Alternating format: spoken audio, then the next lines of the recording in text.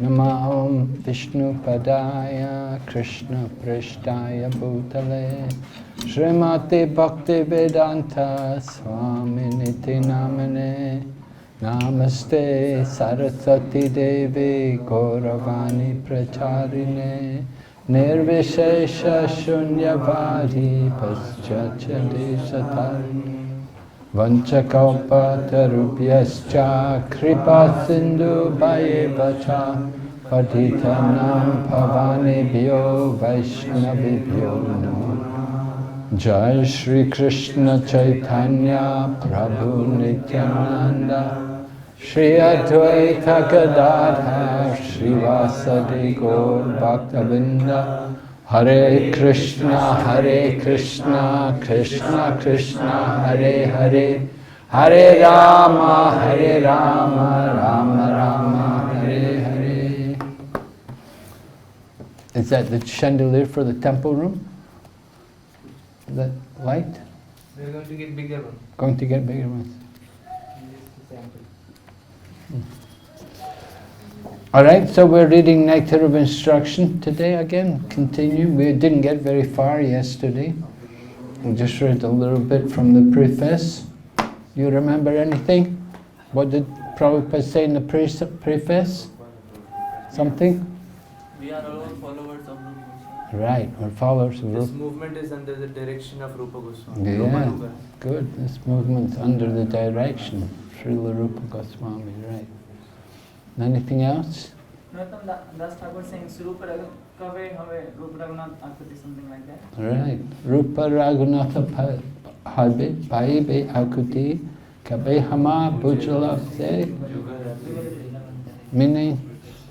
When will I able to? When we are eager. To take the mercy of God. Right. What is it? Let's read it down. When I am eager to understand the literature given by the Goswamis, eager to understand, then I shall be able to understand the transcendental loving affairs of Radha and Krishna. So Srila Rupa Goswami was the leader of the Goswamis, and to guide our motives, he gave us this Upadesh Amrita, the nectar of instruction to follow. As Sri Chaitanya Mahaprabhu left behind him the 8 verses known as Shikshastikam, Rupa Goswami gave us Upadesh Amrita,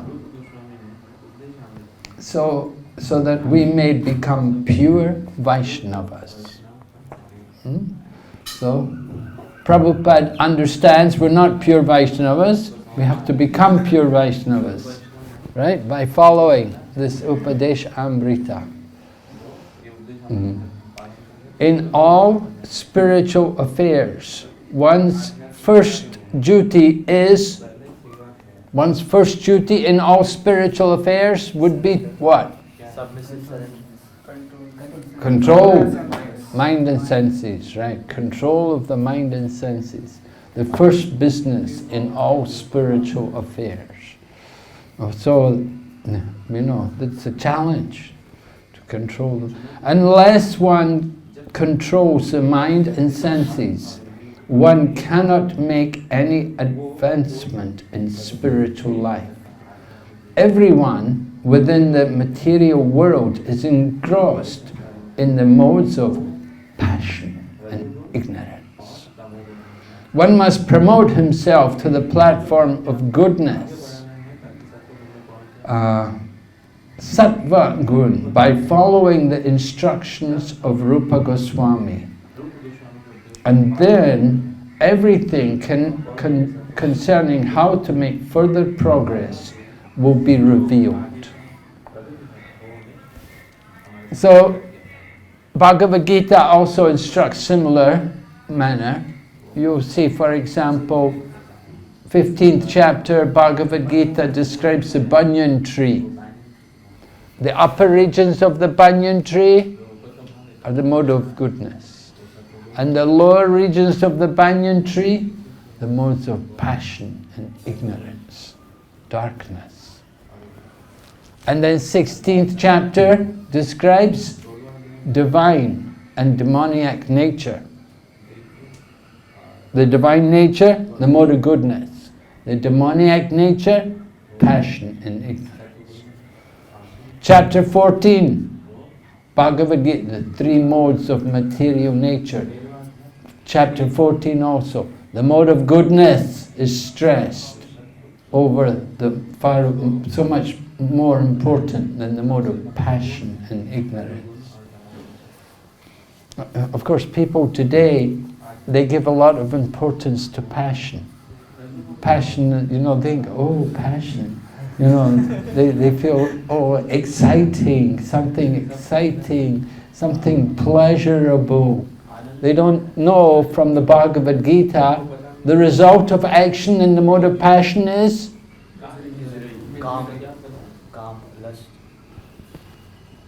distress. Distress. The result of action in the mode of passion is distress. Go ahead, try it. You'll soon realize it's true. The more you're involved in passionate activities, distress will come very quickly, very easily. You'll experience. People, you see people with very passionate people. Mr. Putin, for example, Putin, the leader of the Kremlin in Russia. Very passionate man, you see. And in his passion, he sent his army into Ukraine, you know, to fight the Ukraine. They thought it would be so easy. He thought it would be so quick and easy, they will conquer you. They're still fighting. Such a long time. It's cost them so much money and so many lives and so much suffering. And Putin's frustrated, you know, pleading with his army leaders, why are you not defeating them? Why haven't you won the war yet? And even people are committing suicide. They're so frustrated trying to win their war. So that's the passion. Arjuna is not that kind of passionate person. You see Arjuna thinking carefully before making decisions. Passion, they don't think about it. They just go ahead and do it. They say if it feels good, do it. They don't realize it feels good in the beginning. That's the nature of happiness in the mode of passion. Feels good in the beginning, but what happens? Very quickly, it becomes poison. Happiness in the mode of passion. And happiness in the mode of goodness, in the beginning, it's like poison. Oh, control your senses. Oh, wake up early in the morning. Oh, take a bath. Oh, you know, these things are like poison for materialistic people. But gradually becomes nectar. So big difference. Happiness and passion and ignorance. The problem with passion is it easily degrades to ignorance. Easily degrades into ignorance. And then when you want to transcend, if you're trying to transcend from the mode of passion, then it's way up. And if you're down in the mode of ignorance, then it's a long way up. But if you're in the mode of goodness, then to transcend, it's just a little bit up, a little steep. So it's very advantageous for us to cultivate the mode of goodness. And we should always be thinking how to make our life more in the mode of goodness. How to simplify our life.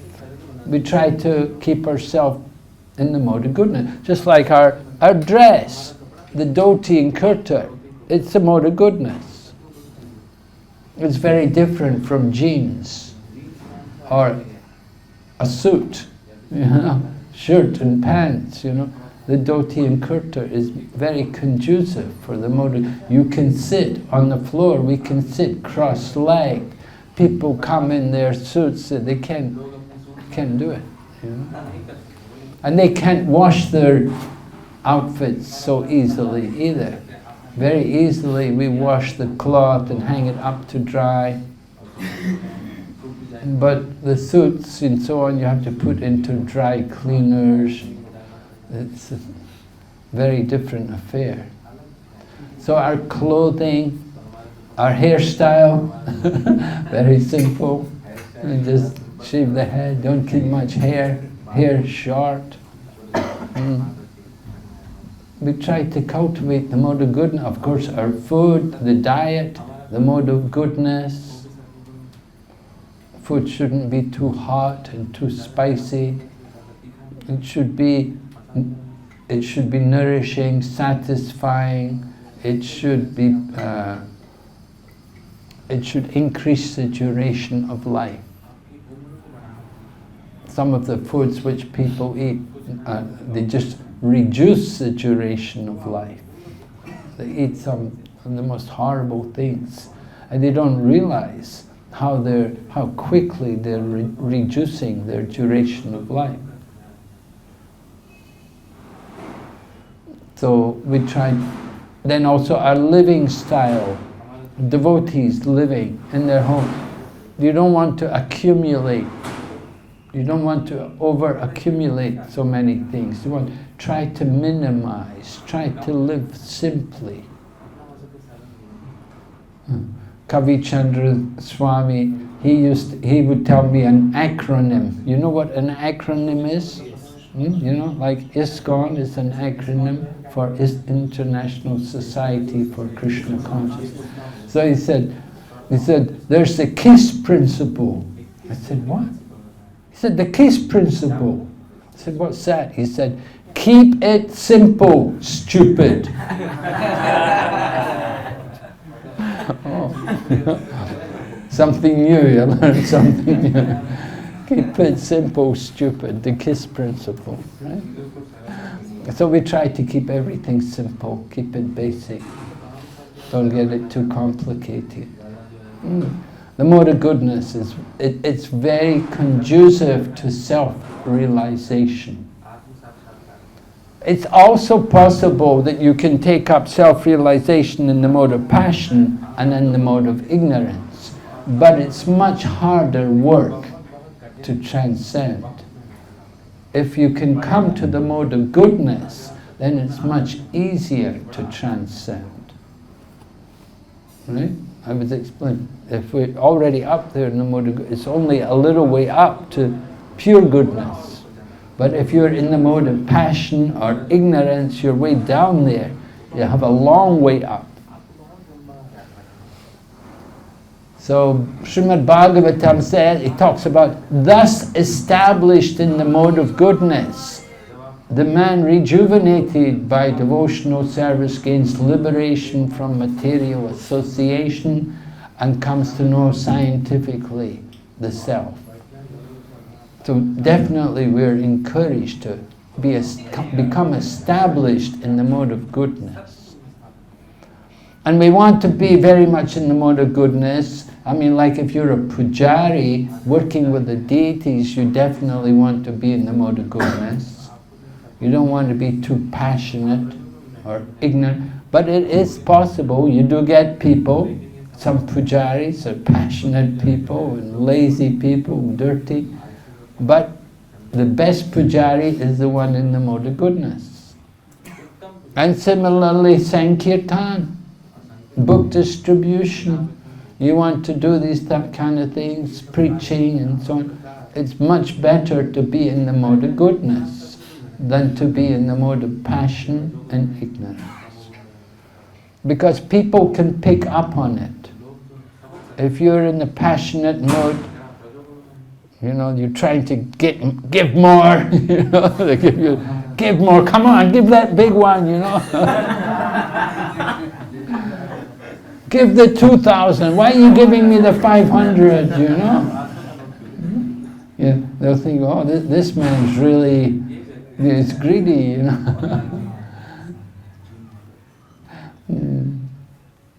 So, we want to try to be in the mode of goodness, cultivate the mode of goodness. Then people can appreciate purity. Purity is the force. Passion is not the force. Purity is the force. Right? So we do want to appreciate the mode of goodness, and we want to try to cultivate that mode of goodness, constantly be examining ourselves, how much we're cultivating the mode of goodness, taking shower 2-3 times a day, like that, Then people can, that will help us to come up to the mode of goodness. Prabhupada continues, he said, advancement in Krishna consciousness depends on the attitude of the follower. The attitude. Very important statement. Advancement in Krishna consciousness depends on the attitude. What is our attitude? Do we have the right attitude in doing our service to Krishna? So, someone's attitude, somebody wants money for their own pocket. Somebody else wants position. They want fame. Somebody else wants, everyone has their different goals, desires, why they're engaging in devotional service. And so the pure devotee wants to please Krishna. Somebody wants to do service for their guru. Somebody else wants to get recognition. They talk about lab, puja and pratishta, right? These are not very good things to want, but of course people have these desires. They want profit, adoration, distinction. But somebody else simply wants pure devotion to Krishna. So it all depends on our attitude. What is our attitude? Someone may have the attitude, oh, they couldn't care less. They just couldn't care less. They don't have a very good motivation towards Krishna. I'm coming to Mangal Arti. Just give me time. Their attitude. Then they come in, Arti's already maybe halfway through, they're just finishing offering the ghee lamp. I came to Mangal Arti. Some people make it to the Nrsimha prayers. I came to Mangal Arti. They came at Nrsimha prayers. So they have people have different attitudes. Attitude should be favorable for cultivating Krishna consciousness. You have to have the right attitude. Did any of you ever serve in the army? Were you ever in the military? None of you, eh? No. People told me in the military what they do is when you join the military, they train the soldiers. They train them just to be obedient, just to do what they're told. That's the most important principle in military training. The officer says run, everybody runs. Officer says stop, stop. They're just trained to be obedient. Just do what you're told, without question, right? And so their attitude is like obedience. In Bhakti Vidya Swami Maharaj's traditional Gurukula there in Mayapur, the Gurukula in Mayapur, the children there are given education. But the education is not so much in the 3 R's. You know the 3 R's? The 3 R's? Reading, writing, and arithmetic. We say the 3 R's: reading, writing, arithmetic. They don't get so much training, that's not so important. They get a little basic of things, but the real training for the children in the Gurukula are cleanliness, to be clean and punctual, and to be very, to be shastri, to be humble and obedient. So the children, the boys in the Gurukula there, they get that training, they worship, because their worship, the things they do, like worship the deity and chant mantras all day, and they also do their own cooking. They don't hire people to cook for them. The boys do their own cooking. They cook for, you know, they're trained and they cook. So that's they're training their attitude so that they'll be very clean about everything. Keep everything very nice and neat and clean and simple. They sleep on the floor. No, put a mat on the floor, sleep on the mat. They don't sleep in the daytime. They only sleep in the night. No sleeping in the day. That's also considered very good.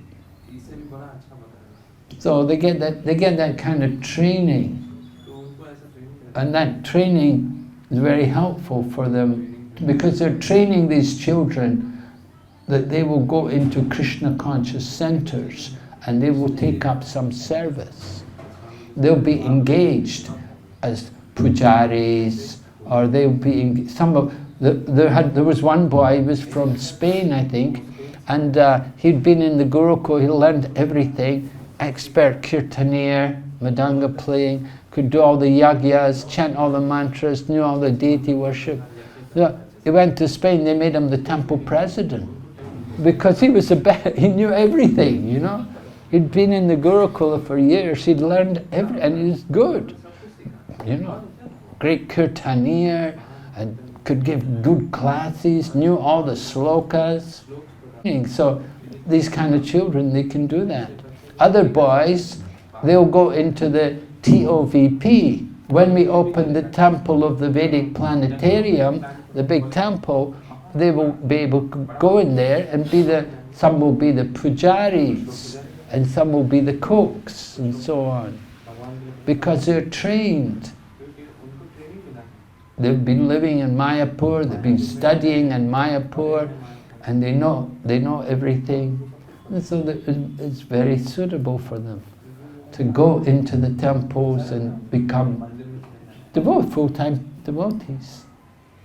They won't even think about it, because they've been brought up in Mayapur, and they've been devotees, you know. So difficult for them to leave and go back to normal life.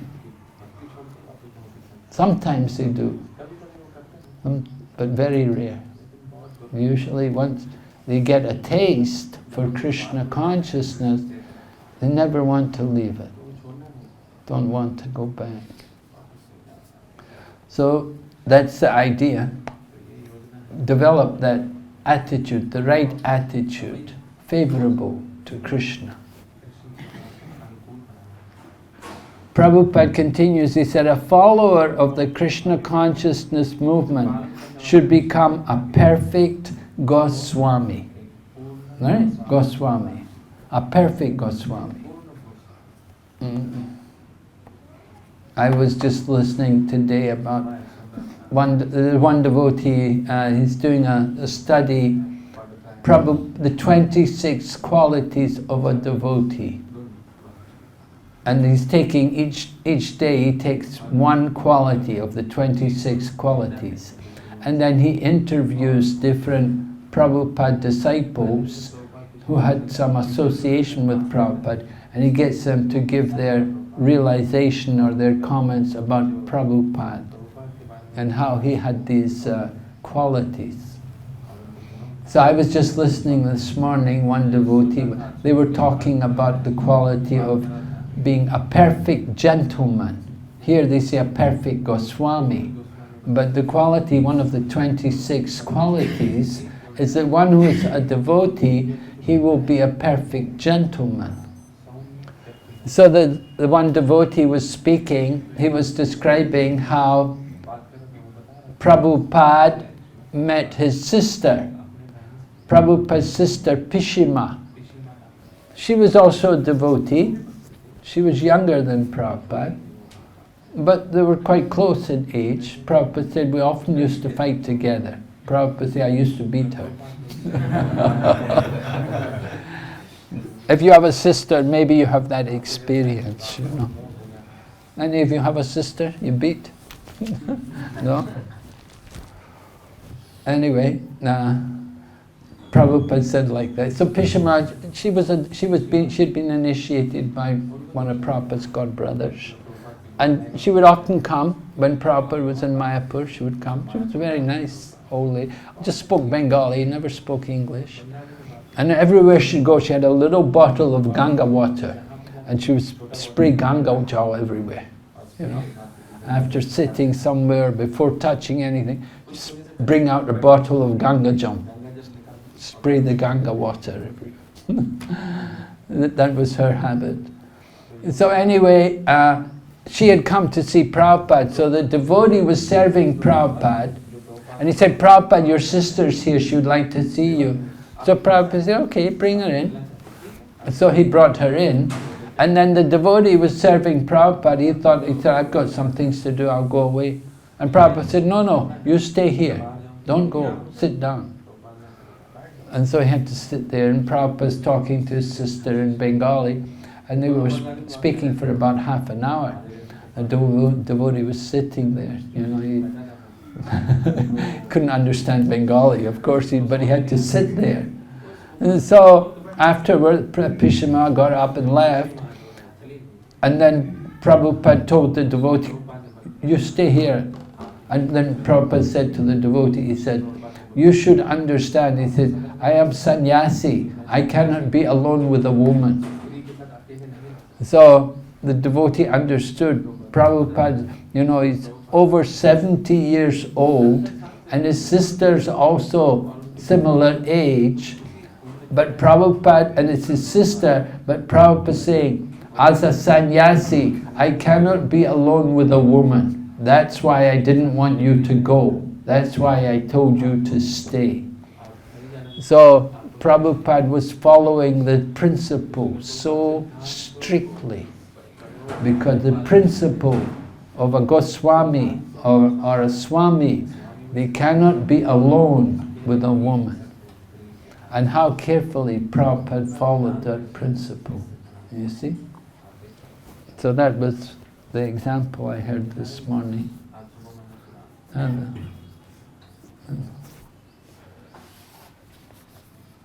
So Prabhupada said, we have to become a perfect Goswami, right? I was talking yesterday, Prabhupada told those two sannyasis that you want to understand what it means to be a Goswami, study the Goswami Astikam. Nidrahara vihara kadi vijito chaitanya dino chayo. Right? You know that? Goswami Astikam. Nidrahara. They conquered over eating and sleeping. They were always meek and humble. They accepted loincloths and lived like mendicants. But they were always in the ocean of love of God, in the mood of the gopis. Right? What was the mood of the gopis? Service and separation. Vipralamba seva. So this is the Goswamis. Then Prabhupada continued, Vaishnavas are presently known as Goswamis. In Vrindavan, this is the title by which the director of each temple is known. One who wants to become a perfect devotee of Krishna must become a Goswami. Bhakti Vinod Thakur, is he a Goswami? Huh? Which Goswami is he? Seventh Goswami, right. Bhakti, one man praised him like that, one very respected scholarly person, knew Bhaktivinoda Thakur, he studied him, he said, you are the seventh Goswami, right. He was really Goswami. Because Goswami means given up all attachments, not attached to anything material. So that is Goswami. Go means the senses and Swami means the master. Unless one controls the senses and mind, one cannot become a Goswami. To achieve the highest success in life by becoming a Goswami and then a pure devotee of the Lord, one must follow the instructions known as Upadesha Amrita, which have been given by Srila Rupa Goswami. Srila Rupa Goswami has given many other books, such as, what other books did Rupa Goswami write? Yes, and what else? Lalita Madhava and Vidagdha Madhava, yes, right. But Upadesh Amrita constitutes the first instruction for neophyte devotees. One should follow these instructions and study very strictly. Then it will be easier to make one's life successful. Hare Krishna. So this is Prabhupada's preface. This is 1975, written in Vrindavan. Okay, so we'll go to the first text. You know the verse? Everybody know the verse, right? Who wants to chant it? Lead us, we will repeat. You know the verse? Yes, you know the verse, Prabhu? Chant. Vacho vegam manasa krodha vegam jiva vedam hasta vegam tan veganyo visheta dhiraha sarvam imam prativim sasisya. Yes, very good. Chanted very well. Very well. Very nice. Do you know the translation? Okay, I'll read it anyway. We'll read it. Let's see. A sober person who can tolerate the urge to speak. First of all, a sober person who can tolerate the urge. The urge means the Vegas, right? The Vegas, the urges. So the first one, the urge to speak. The mind's demands, the actions of anger, and the urges of the tongue, belly, and genitals is qualified to make disciples all over the world. Oh, so you say, oh, okay, it's okay, I'm not going to make disciples. So for me, it's not important, right? No. That's not the intention.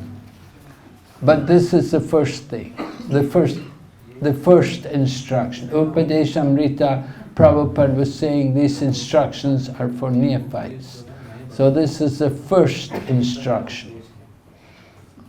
And Lord Chaitanya said, everyone should become guru. Kiba vipra. Yari deki tari kaho Krishna upe. Amara gaya tara ed. So everyone, Lord Chaitanya's order. Amara gaya, by my order, become guru and save the world. You don't have to give diksha, but you have to give knowledge of Krishna. You may not be giving diksha, but at least we have to tell people about Krishna. In this way we become spiritual teacher. So this is the message. We have to understand the importance. So sober person who can tolerate, tolerance, right? Where in Bhagavad Gita does Krishna speak about tolerance? The heat, tolerate the heat and the cold, the happiness and the distress, tolerate the difficulties. In Bhagavad Gita, and Srimad Bhagavatam also, there's a verse talking about tolerance. Tatikshava Karunika Suri. Yes, what's the verse?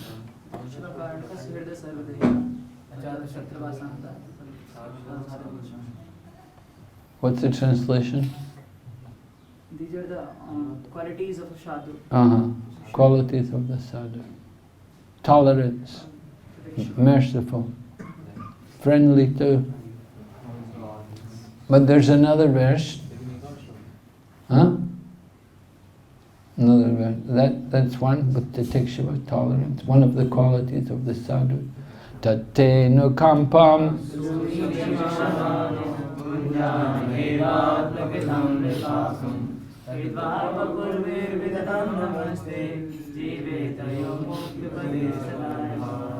Right.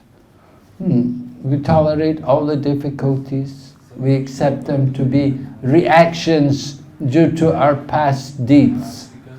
But we go on engaging in devotional service.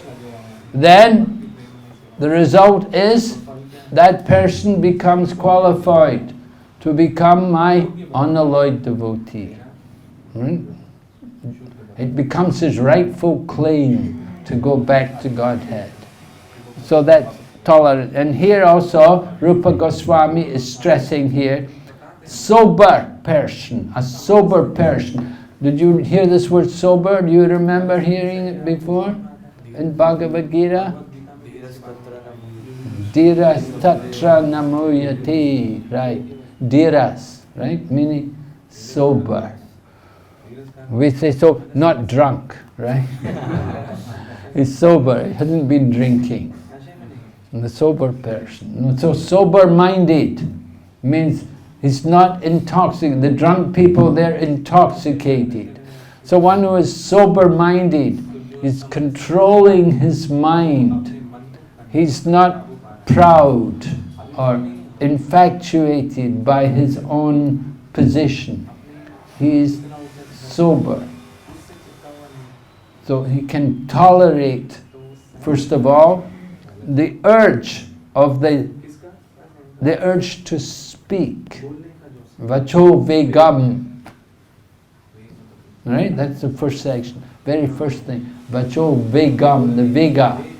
The vega is the urge. So vacha, speaking. We like to speak. The nature of the tongue. Especially women. Women really like to speak, right? Any of you married? You married? And if you're married, then you know about it, right? Yeah, your wife's always... The women always, they will speak much more than men. You know? The man's job is just...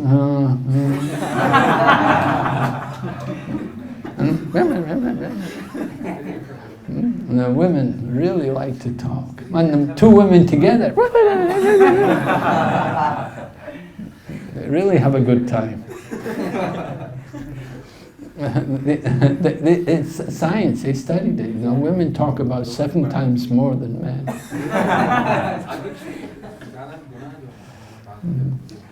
So you're lucky you're not in a woman's body. You know? So to control the tongue. Vacha.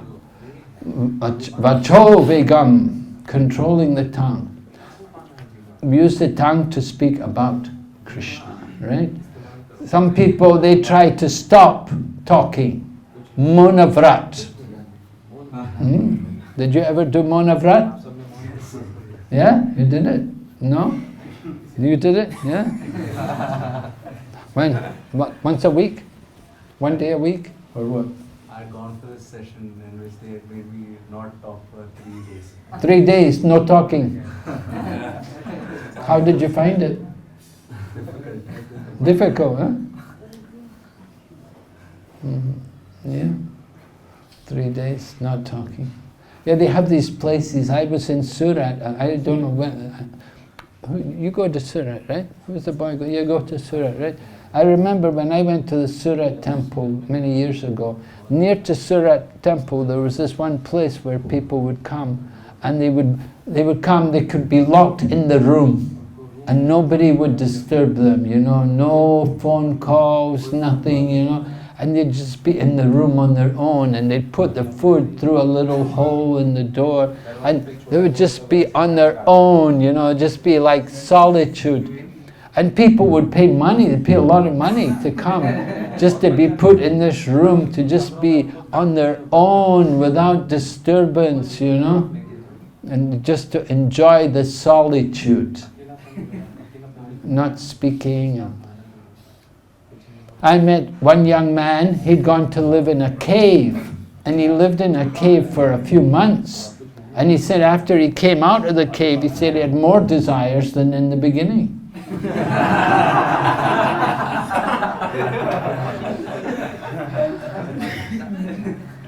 So you have to be careful, you know, try to do mono. You can stop. One time I was traveling with Mahavishnu Swami, we were both brahmacharis, and we were traveling in South India in 1970s, and we had a van and we were distributing books. So we were on this one road and we saw there was this mountain, and we could see on the side of the mountain, somewhere in the middle of the mountain, there was a cave, and there was a pathway to the cave, and it was showing like there was a temple there.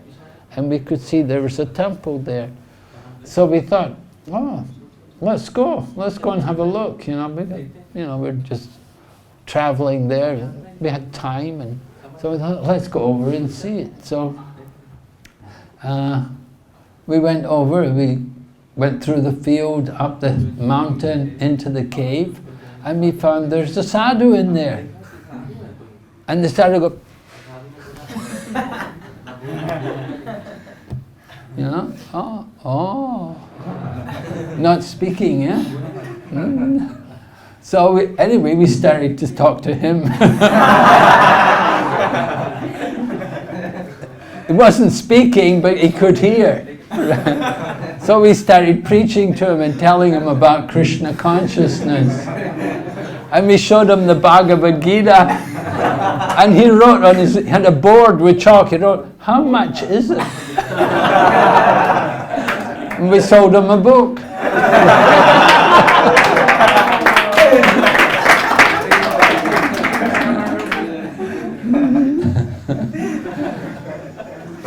Very interesting. I always remember, it was so amazing. One of these amazing things, you know, you never forget. And another place, we went to this one village, and they said, in our village we have a guru here. So we thought, oh really? Where's this? Where's the guru? So they took us to the guru's house. So we went to the guru's house, and we met the guru. And we started talking to him about Krishna consciousness, and we showed him the books, and we said we're preaching this message, Bhagavad, all over the world and everything. We sold him books, he bought books, you know. He was the guru, and we sold books to him. And he bought the books, see, but he appreciated, he understood. He was only preaching in one village, we were preaching all over the world. So he bought some books, he appreciated. So using the tongue for the service of Krishna, that is very nice. Nice service. Use our tongue to chant Hare Krishna, and to sing the songs about Krishna, and to preach the glories of Krishna. So that is proper use of the tongue. Mona Vrat, not a great help. Vachovigam Manasa, controlling the mind. So, more difficult to control the mind. One thing to control the tongue, Prabhu said difficult for 3 days to control the tongue. It's more difficult to control the mind. We know the mind is Chanchalahi Mana Krishna, right? Very difficult to control. Even Arjuna. And Arjuna is a great soul. What is our position? If even Arjuna has difficulty, then certainly we also have difficulty. We have to train the mind. Train the mind. So train the mind by making it do what it doesn't want to do. The mind can be the mind can be the friend, the mind can be the enemy. We have to recognize when is the mind being a friend and when is it being an enemy. When the mind says, go ahead, eat more prasadam. You already had 3 plates, but it's really good, you know. Go ahead, have another couple of plates, you know. The mind will say, eat more, sleep more. The mind will say, don't chant. You chanted yesterday, you don't need to chant today. The mind will say, don't listen to class. Don't go for Sankirtan. Just take it easy, just relax. Just enjoy. So we have to learn. Train the mind. When is it a friend and when is it an enemy? Conquer the mind. For one who has conquered the mind is the friend. And for one who has failed to do so, his mind is the greatest enemy. Yes. So, vacho vigam manasa. And then anger. So the mind's demands and the reactions of anger. Very, very bad. I've been reading a bit of Valmiki Ramayana translated by Vidwan Gauranga Prabhu, and I was reading there in the Valmiki Ramayana, he describes about how when Lord Rama has just found out he's supposed to go into live in the forest, that Kaikeya wants that Ram should go to the forest. He shouldn't be coronated, but instead he should go and live in the forest for how many years? 14 years, right. So when Lakshman hears, Lakshman gets really angry. He said, is that father of ours? And he said that he's henpecked by that Kaikeyi, because the wives, you know, one. So Kaikeyi had been preaching, been talking to Dasarath, and she's controlled Dasarath, and she's got Maharaj Dasarath to send Ram off to the forest. He shouldn't be coronated, Bharat should be coronated. Lakshman is so angry, he said, I'll kill him. You know, he was so angry, and it just shows you what happens when you become angry, that you can do the most terrible things. You know, Lakshman is, you know, he's Vishnu Tattva. He's not an ordinary, but he's showing, Valmiki is showing in that Ramayana, in that incident, how dangerous that force of anger is. That you can do the most destructive, terrible activities if you don't control your passions. And that anger arises when, because our plans are not fulfilled. Lakshman wanted to see Lord Ramachandra coronated, but instead he is to go to the forest and accept the life of a tapasvi. And Lakshman is really angry, and he's ready to kill even his father. So that's what happens if you don't control anger. You have to be very careful. So the urge to speak, the mind's demands, and the actions of anger. You see what people do when they become angry. They slam the door, they slam things on the ground, and they speak so nastily. They will use the most disgusting language. right? You all know, right? We've all experienced sometimes, maybe we're angry or maybe somebody's angry, we see somebody else very angry at us, and how they display their anger. So anger is the younger brother of younger brother of lust. Yes. Kama esha, krodha esha, rajaguna samudbhava. Mahashano mahapavmam. Right. By contemplating the objects of the senses, one becomes attached to them. From such attachment, lust develops. From lust, anger arises. From anger comes delusion. From delusion, bewilderment of memory. When the memory is bewildered, intelligence is lost, and a person falls down again into the pool of material existence. 8 stages of fall down. We have to be very careful to control the mind and senses. So it began by contemplating, just thinking about sense gratification. Must be very careful to control the mind and not to contemplate. The mind will dwell. You have to bring it away from the thoughts of sense gratification. Bring it back to Krishna. From whatever the mind wanders, bring it back. So the mind demands the actions of anger and then the urges of tongue, belly, genitals. And Prabhupada explains a straight line. The tongue is not controlled, we eat more. The belly gets bigger, right? The belly gets bigger, it puts more pressure on the genitals. And the result is, you lose semen, and you lose your blood, you lose your brain. Prabhupada said it takes 16 mouthfuls of food to make 1 drop of blood, and then something like 30 drops of blood to make 1 drop of semen.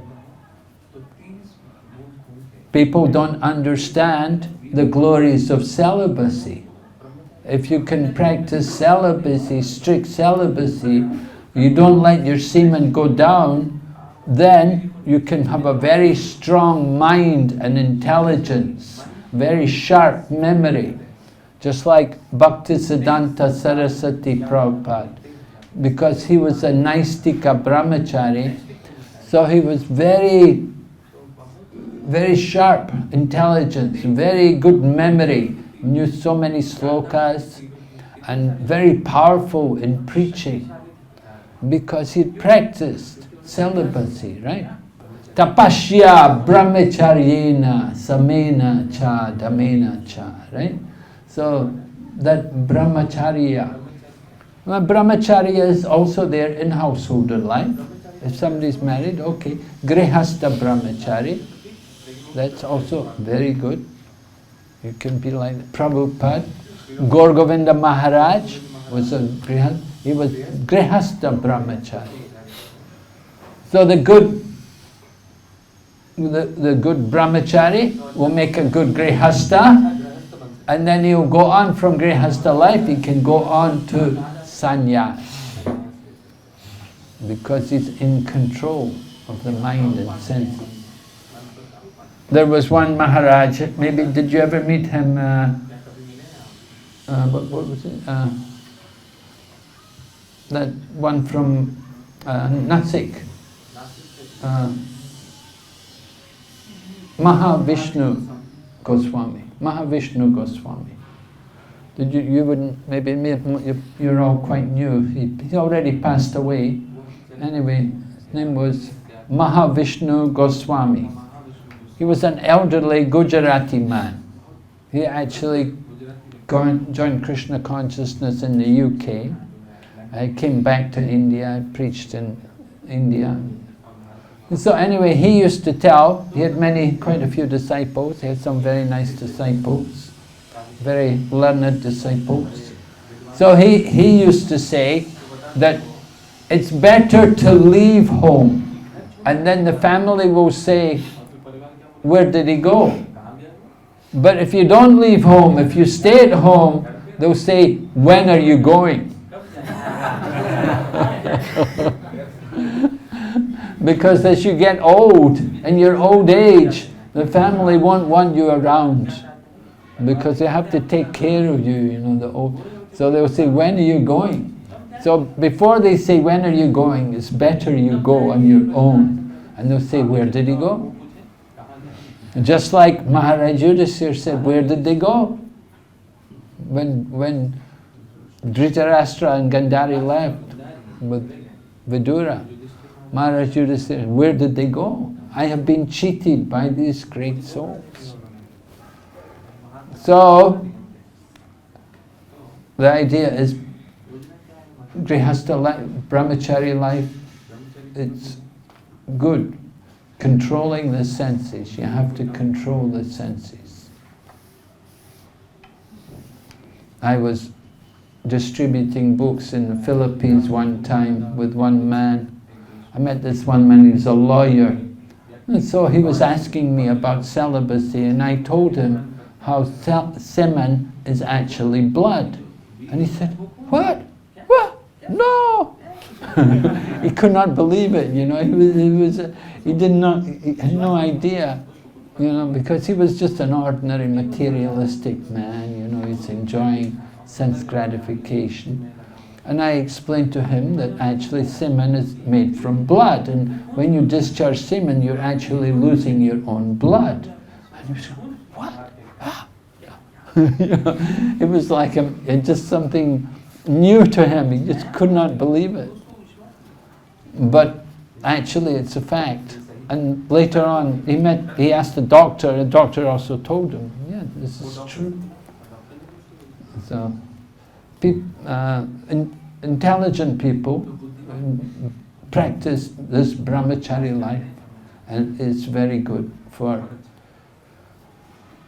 developing the brain.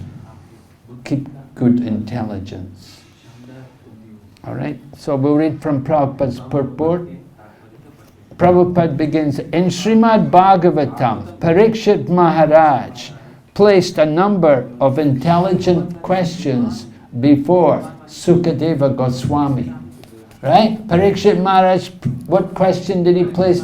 And Prabhupada said here a number of questions. What was the main question Sukadeva Goswami was asked by Maharaj Parikshit? Maharaj Parikshit wanted to know,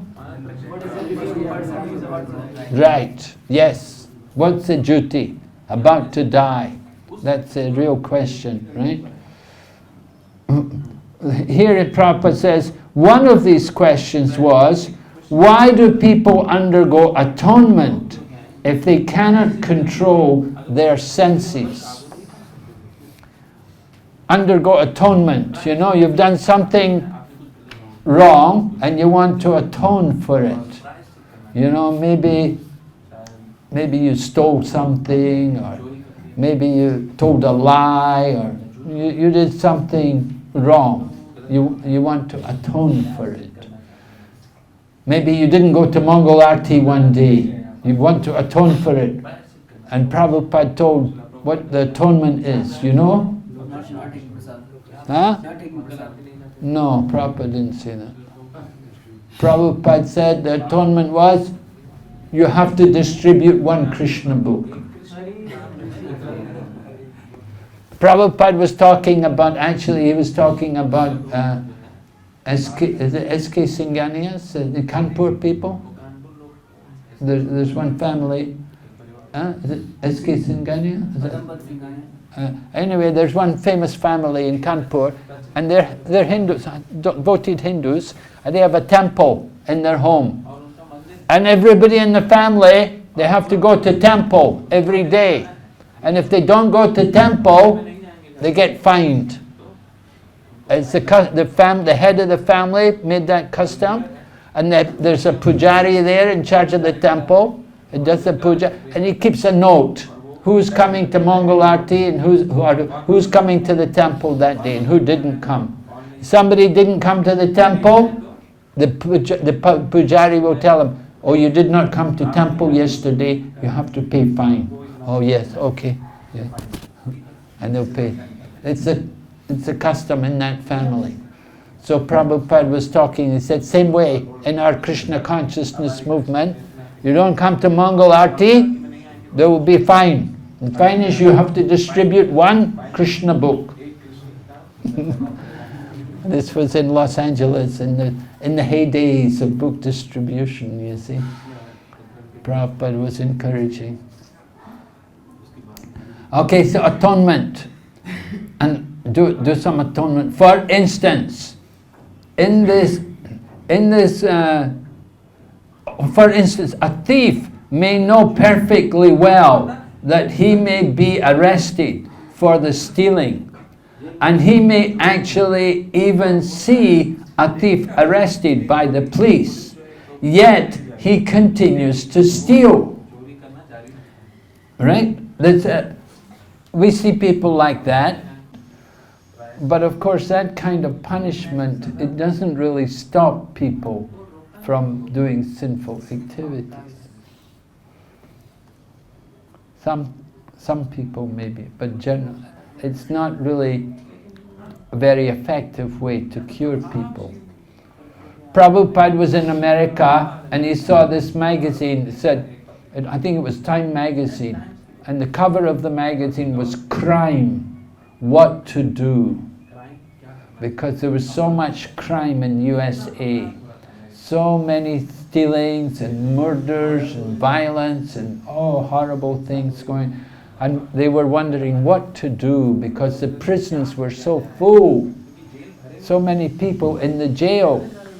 So they wondered and Prabhupada said, I have the solution. I can give them the solution. So when Prabhupada got to the next city, they arranged for Prabhupada to meet with the head of the police force. The head of the police department came to meet Prabhupada. And he was happy to hear from Prabhupada. And Prabhupada was telling him how we could solve the crime problem. And Prabhupada's solution was, we'll have everybody come and they can have prasadam and kirtan. Just by prasadam and kirtan. He said, we will solve all the crime problem. This was he said, just if the government will support us, he said, we can solve this problem. The government give us a place and help and sponsor the prasadam, and we will do the rest. We'll cook everything and distribute it, and we'll have kirtan, and you'll see the crime problem will be solved. This was Prabhupada. Prabhupada was preaching like this. Another man had a factory, and Prabhupada was telling the man, because the man was saying it's very difficult running the factory, there was always so many troubles with the workers and so on. And Prabhupada said, you should have the people Krishna conscious. He said, every day we should have kirtan. He said, every morning when the people come to work, there should be kirtan. And then you should have also prasadam for them. He said, then people will be happy to work for you. Nobody will want to leave, people will be steady. So, Prabhupada had these ideas, he wanted everywhere Krishna consciousness. Okay, so the problem is atonement. The thief, he wants to steal. Oh. So Prabhupada said, experience is gathered by hearing and seeing. One who is less intelligent gathers experience by seeing. One who is more intelligent gathers experience by hearing.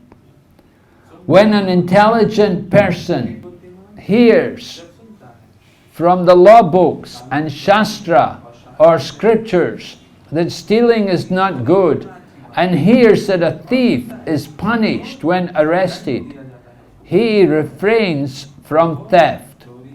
A less intelligent person may first have to be arrested and punished for stealing to learn to stop stealing. However, a rascal, a foolish man, may have the experience of both hearing and seeing, and may even be punished, but still he continues to steal. Even if such a person atones and is punished by the government, he will again commit theft as soon as he comes out of jail. If punishment in jail is considered atonement, what is the benefit of such atonement? If punishment in jail is considered atonement, then what is the benefit of such atonement? There's no benefit, because you're still going to steal. And you can see many ways, many examples of this kind of thing in the material world. In the Nectar of Devotion, Prabhupada talks about the man who may get a sexual disease. Sexual disease. There are different terrible sexual diseases. You know, they have that thing called herpes, and then there was AIDS. Now they have AIDS. Of course, that's a killer disease. People suffer a lot. They get by sexual transmission. So they get these diseases and they suffer. They undergo painful treatment, but still they don't give up the desire. They still have the desire for sin. So what is the benefit of all that punishment? There's no real benefit. Just like putting people in jail, they realize putting people in prison is not really changing people. So they stopped calling it prison, they started calling it a correction institute to correct people. They thought change the name may help, you know. Try to change people. So try to rectify the mentality, the mood of stealing, doing sinful activities, to get people to give up these sinful activities. Once they start doing sinful activities, it's difficult to stop. There's one devotee working with preaching to young people who take drugs. And they have a program to help people to get off drugs. And they have some people get really addicted to drugs. It's very difficult for them to get off. And what they have to do, the real test that they've really given up drugs, is when they have to go and preach to somebody else to tell them to give up drugs. That's the final step in their cure. When they actually go to preach to others to get them away from drugs, then that's the sign that they're really given up drugs. So just like in Krishna consciousness, when we become really convinced about Krishna consciousness, we want to go and give it to others. You don't want to keep it for yourself. I came to India in the 1970s, first of all.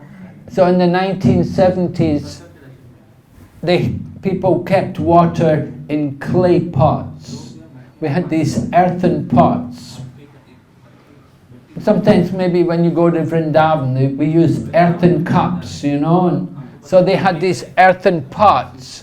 We wouldn't keep water in refrigerators. There were not so many refrigerators in the 1970s. But people would keep the water in a clay pot. So you put the water in a clay pot, But the problem is because it's earthen pot, it's porous. And the water gradually evaporates out. So the same way, Krishna consciousness. You get Krishna consciousness. And if you don't preach, if you don't use it, if you don't give it to others, it will just evaporate. It will dry up. Just like we learn slokas. If you don't use them regularly, what happens? Yeah, forget them, right? You have to regularly be using them, reciting them. Then you start to remember them. That's so Krishna consciousness is like that. You have to use it regularly. You have to preach it. And that way you keep it alive. You keep it fresh. But if you don't use it, if you just think, oh, I'm a devotee, I'm Krishna conscious, and you don't do any preaching, you don't give any Krishna conscious, then it dries up. So, did Hanuman Prasad Swami ever come here? Hanuman Prasad Swami? No? No, he's a wonderful preacher. He said, you don't have to know very much, but you have to use what you know. So, you see, this is not a very big book. Is it? It's not a very big book. But if you learn everything in this book, you'll have a very good knowledge of Krishna consciousness. There are so many points, so many wonderful slokas, and so many nice points of examples, analogies and so on, that if you just know this one book, you could give wonderful preaching. You can preach to anybody.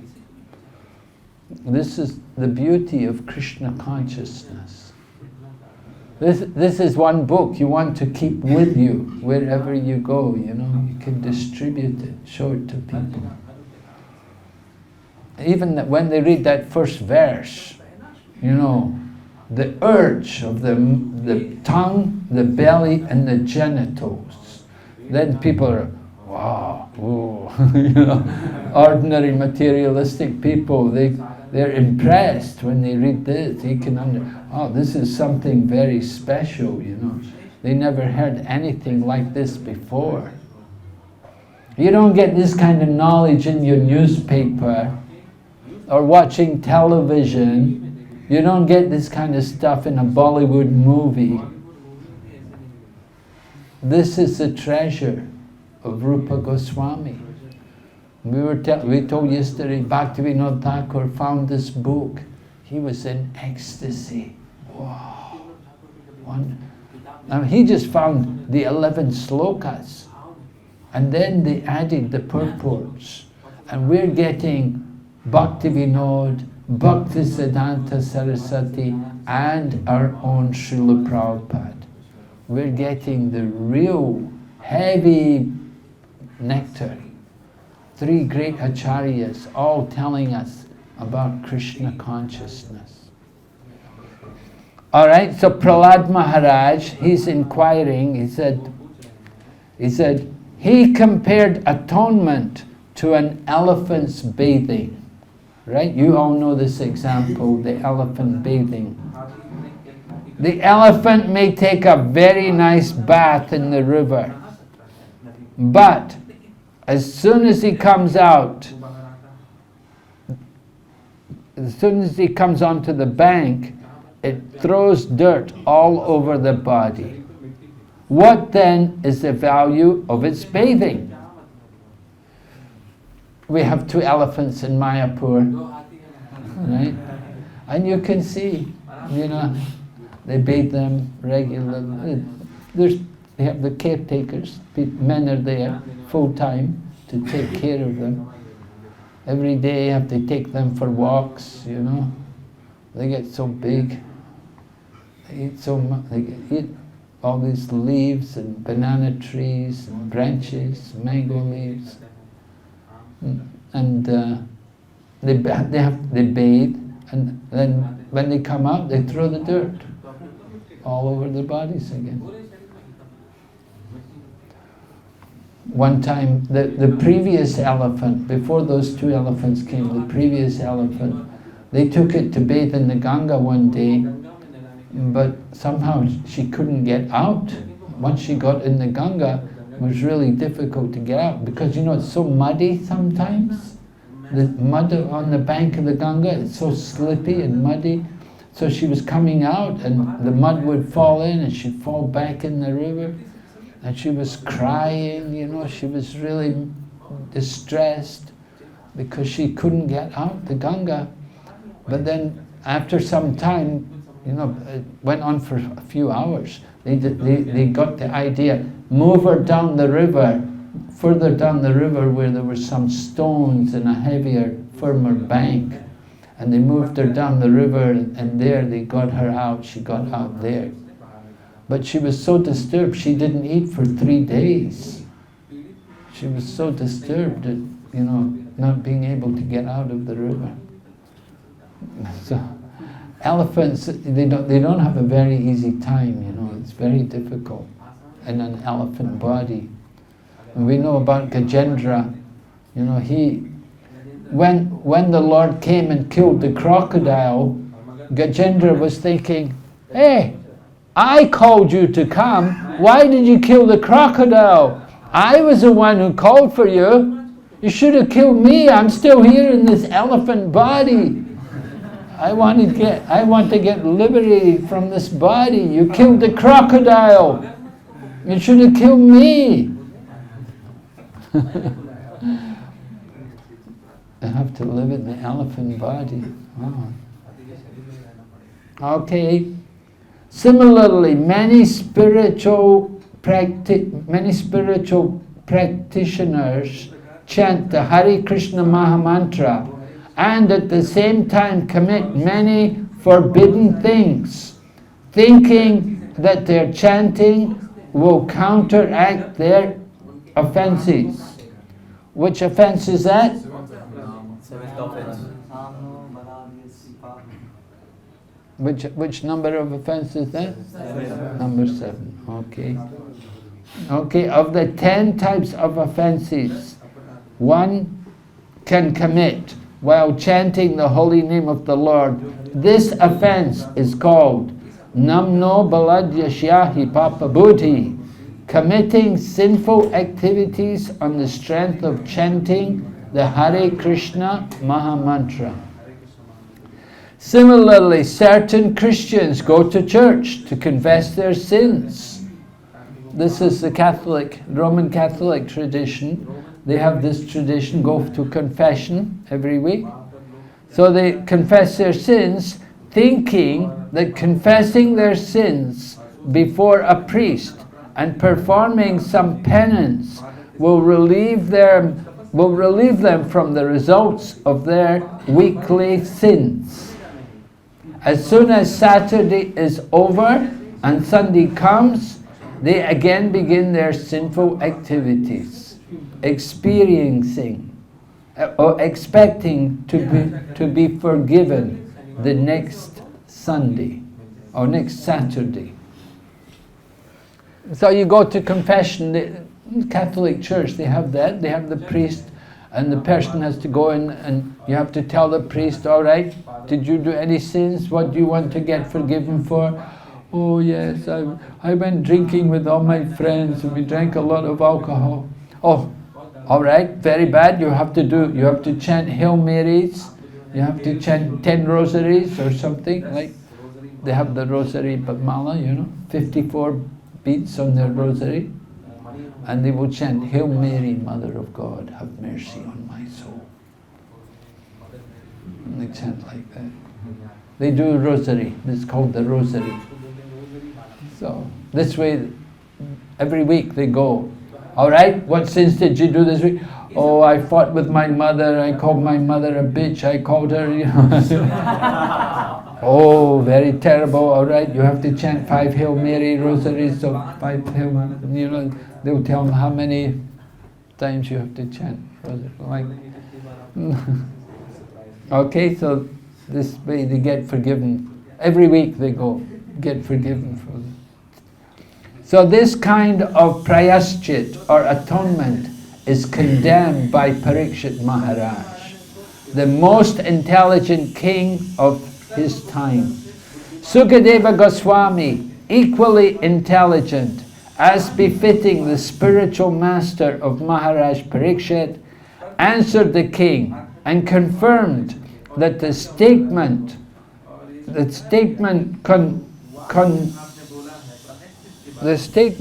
concerning atonement was correct.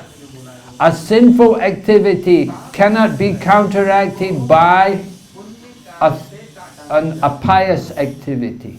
The real prayaschit, atonement, is the awakening of one's dormant Krishna consciousness. We want to get free of our sins, we have to become Krishna conscious. If we go on, in the Nectar of Devotion, of course, Prabhupada discusses this very clearly about desire, right? What's the cause of sinful activity? Desire to enjoy material. And where does desire to enjoy material come from? Huh? Envy towards Krishna. Ignorance, right? Avidya, ignorance, yes. From ignorance comes a desire for sinful activity. And you do sinful activity, you suffer. You bring suffering. So, ignorance, this is the real problem of sinful. The root of sin is ignorance. We have to get people out of ignorance. Real atonement involves coming to real knowledge, and for this there is a standard process. There's a process to come to real knowledge. When one follows a regulated, hygienic process, he does not fall sick. A human being is meant to be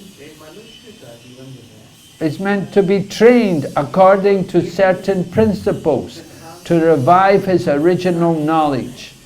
Such a methodical life is described as tapasya. Right? Who said Lord Rishabdev told his 100 sons about tapasya, right? Do you know where that is in Srimad Bhagavatam? Fifth canto, Lord Rishabdev is described, right? He had 100 sons, and Prabhupada liked to lecture on that first verse. What's the verse?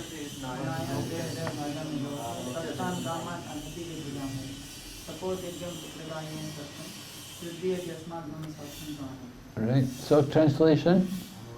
This human form of life is not meant for eating and sleeping, which is even available for the stool eaters, dog and horse. This human form of life is meant for tapasya, by which one can get unlimited amount of happiness. Yeah, by doing, first of all you do tapasya. By tapasya you will purify yourself. And when we're purified, then we can go on to experience real happiness. You can see the young men in Srimad Bhagavatam, like Daksha's sons.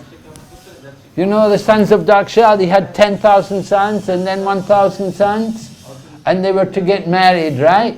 But before he got them married, go and do tapasya.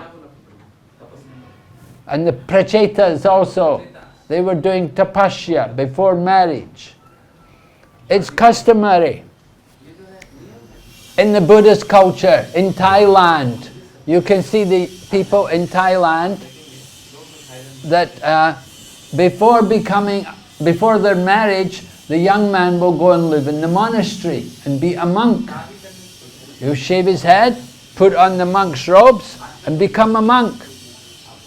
Become a monk for 6 months or 1 month, or a year, whatever they decide. But they do that, live in the monastery, beg every day. They just live by begging and eating 2 meals a day and just staying in the monastery, being with the monks. And then when after a period is up, then they do another ceremony and they go out, go back, they get married. It's a purification, prepares them for married life. So Lord Rishabdev, he was telling also his sons, 100 sons, tapasya. Do tapasya, purify yourself, then you will experience real happiness. So, young people, you tell young people, Prabhu, you know, before you get married, go and do some tapasya. Huh? You must be joking, you know. They cannot imagine, they cannot think of it. But if they did that, they would be much better. Their household life would be much more successful. It's a very valuable principle. And we see people who have been good brahmacharis, they will make good householders. They'll be successful in family life. So Prabhupada then talks about this process. What is this process of purification? Where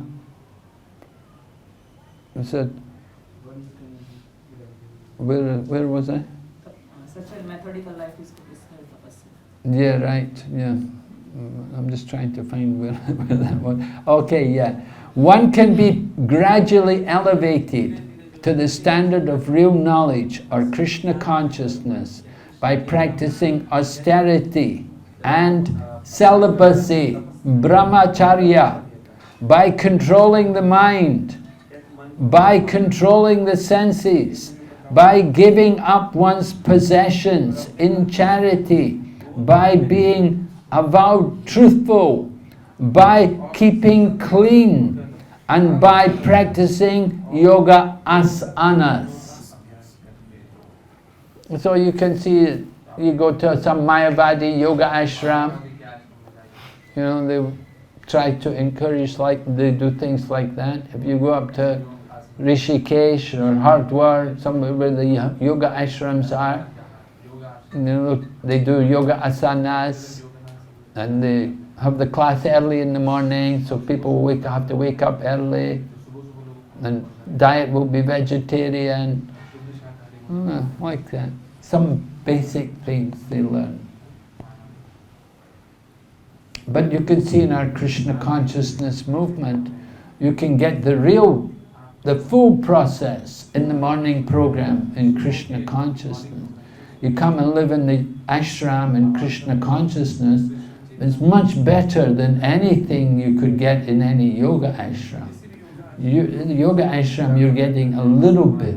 In our Krishna consciousness movement we get everything, the full process. All the parts are there. The knowledge, the philosophy, so much greater and deeper. And some people come to Krishna consciousness just to get that. And then they go away, they go back to go to some other society. Oh, they're big devotees, they're big people, you know. They leave Krishna consciousness, they go somewhere else, and they get a big position because they've learned so much, they know so much. So much more than the other people.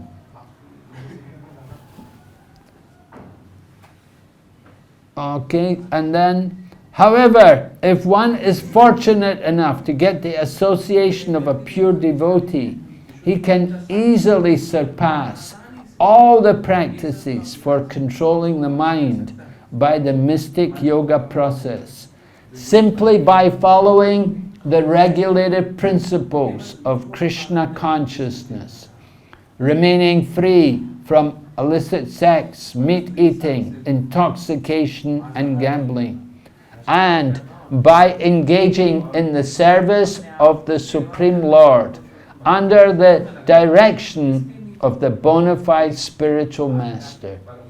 This easy process is being recommended by Srila Rupa Goswami.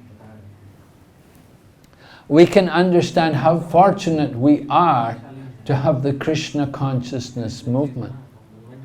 You know, we could read the book and we could think, oh yes, very nice, you know, but how to do it, how to ever practice these things. But the Krishna conscious lifestyle is so easily available for us in the Krishna conscious center. You live in the Krishna conscious center, then it's so easy, it's so natural, you don't even think about it. And it's actually joyful. And sometimes when I was preaching in other countries, you know, people are surprised. They think, is this a religion? they couldn't because it was just so, it was so joyful, it was so happy, and everybody, you know, all the activities we were doing, you know, having nice food and singing nice songs, and everything was so good. They were enjoying everything. And then somehow is this a religion?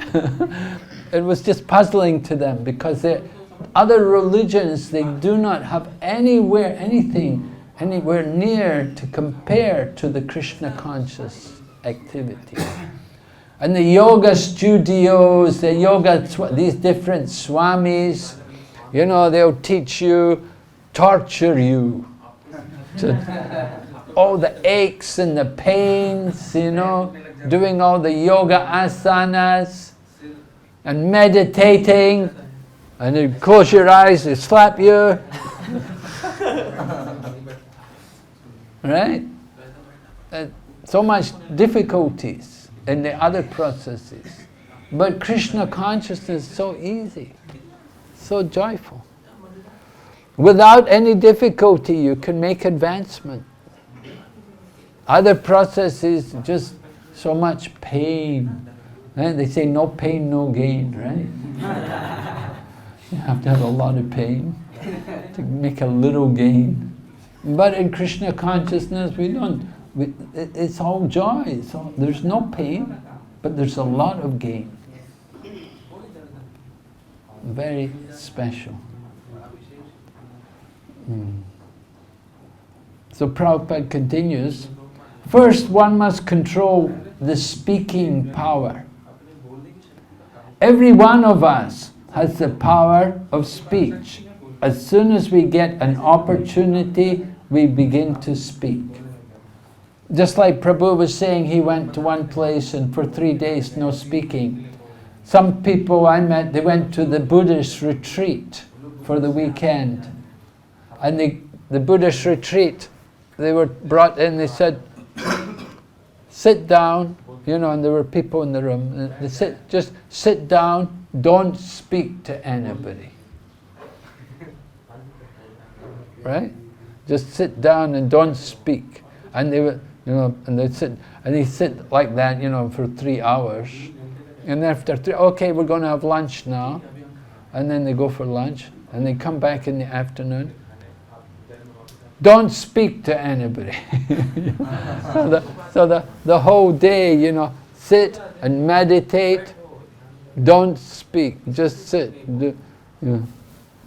This is the Buddhist process, you know. Eat something and then meditate, more meditation.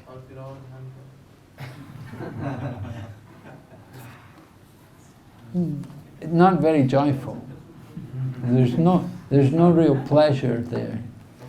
As you know, sometimes they say, well, there's no suffering.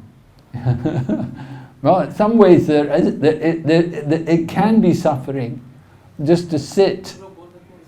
One devotee studied yoga. He had a very famous yoga master. The one devotee I know, he's an Ashtanga yogi teacher, famous Ashtanga yogi teacher in America. And he studied yoga asanas in India from a man called Pratapi Joyce, who was a disciple of Krishnacharya, Krishnanandacharya, famous yogi. And they were all, you know, Sri Vaishnava, Ramanuja, but yogis. So he said he studied yoga from him, but he said the body would ache so much. You just sit you know, to do pranayama, the nose pressing, you know, breathing, just sit and don't move, sit straight. How long you can do it? How long you can sit straight? Sit like a yogi, right? Sit up. Sit up.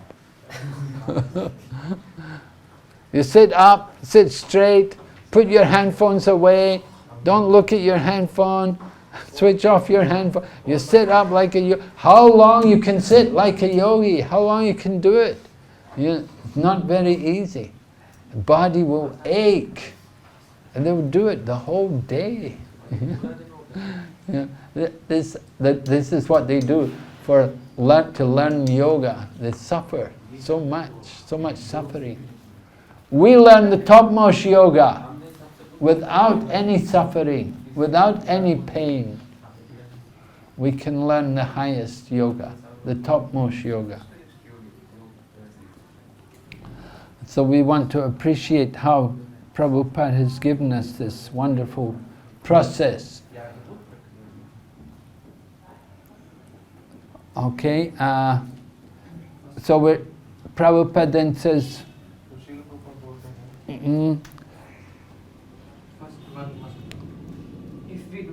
if we do not speak about Krishna consciousness, we speak about all sorts of nonsense. A toad in a field speaks by croaking, and similarly, everyone who has a tongue wants to speak, even if all he has to say is nonsense.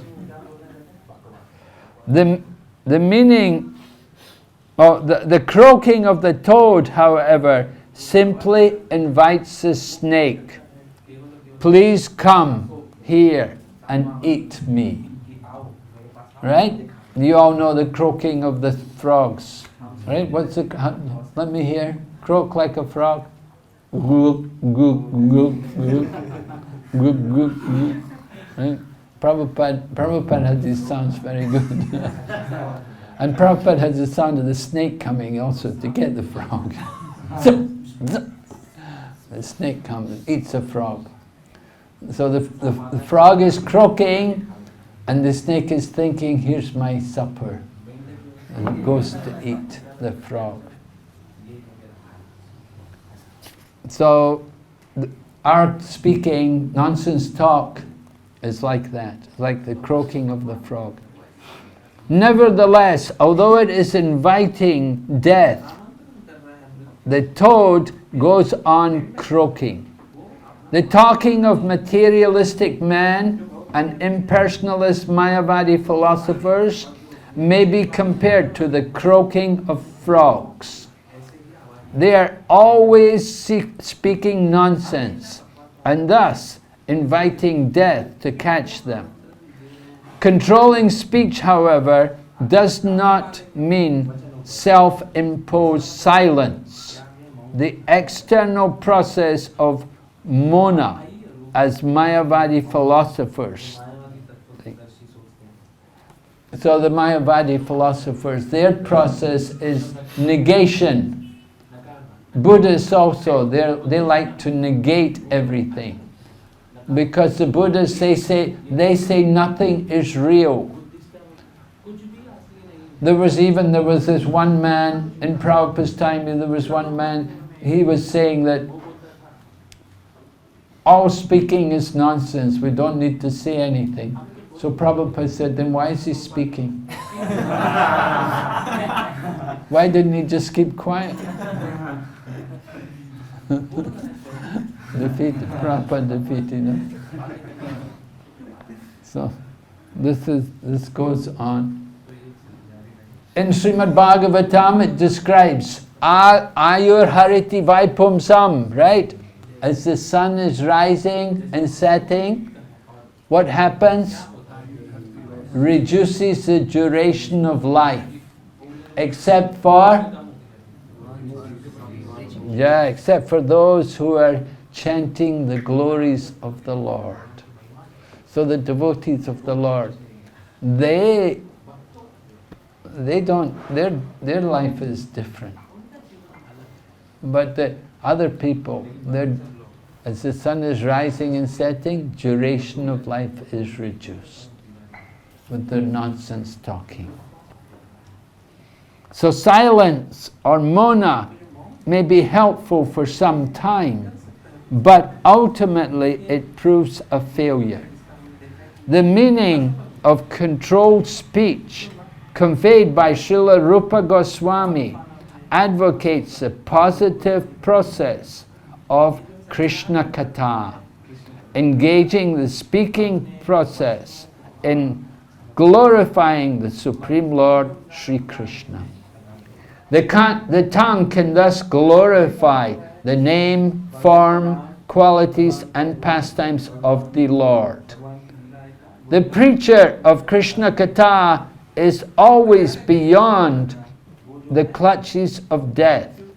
This is the significance of controlling the urge to speak. So this is something we can all try to endeavor for, to utilize the tongue, to speak Krishna Katha. Of course, sometimes, just for the sake of meeting people, we would see Prabhupada meet people, just like, bring a life member to Prabhupada to meet Prabhupada. So Prabhupada would ask them, what is your business? And like that, be friendly with them. In England, Prabhupada met one man. He was a famous racing car driver. He was driving in the Formula 1. Formula 1 means the very top speed motor cars. So Prabhupada was talking to him, and the man was explaining, he says, sometimes we're driving, it's very near to death. So Prabhupada picked up on that, immediately began to speak about Krishna conscious philosophy. So Prabhupada could relate everything to Krishna. And the man appreciated this man. He could understand how nice Prabhupada was, that Prabhupada was hearing the man speak about being near to death. And Prabhupada explained to him, yes, actually death is there for all of us. Devotee can see death around us. Therefore we have to keep ourselves in Krishna consciousness. Right? What did Maharaj Kulashekar say? Yes?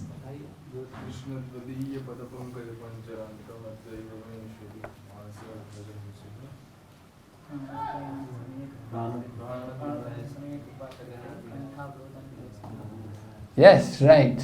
This is very nice verse. Maharaj Kulashekar. Actually, Maharaj Kulashekar, he's a Ram Bhakta. But he gives this verse, Krishna Tvadiya. Chant the name of Krishna. I don't know, I haven't been able to understand why. But he didn't say Rama Tvadiya. But he's generally known as a Ram Bhakta. But that verse is Krishna. And that verse is very well known in India, particularly in South India, because Kulashekar is one of the Alvars, one of the great Alvars. So let me die now when we can still chant. That is good, good thinking. Are you ready to die?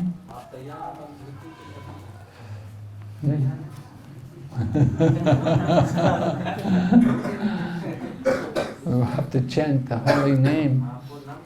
We're preparing, we have to practice for that, right? So,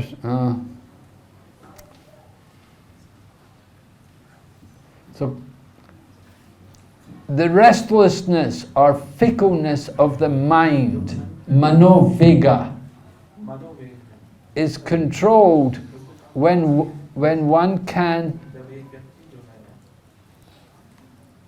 fix the mind on the lotus feet of Krishna. Who fixed his mind on the lotus feet of Krishna? Yes, Ambarish Maharaj, right? And what did he do after he fixed his mind on the lotus feet of Krishna? He used to He engages himself in mind. He used his legs in traveling to holy. So Vaimana Krishna Padaravindayo.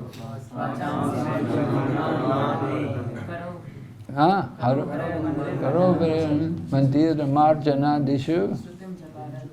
Chakra, okay, yes, right. Many activities he did, right? He was using all his senses in the service of Krishna. But the very first thing, to fix the mind on the lotus feet of Krishna. That's important. Get the mind right. Fix the mind. So chanting Hare Krishna, before we do our japa in the morning, we want to fix the mind on the lotus feet of Krishna. Sometimes we offer prayers before chanting our japa. We are chanting Shikshastikam. It's a meditation on fixing the mind on Krishna. So then Prabhupada quotes Chaitanya Charitamrita, Krishna Suryasam, Mayahaya Andaka, Yahan Krishna. Krishna is like, and Maya is like. If the sun is present, then there's no darkness. Similarly, if Krishna is present in the mind, then there is no possibility of the mind being agitated by Maya.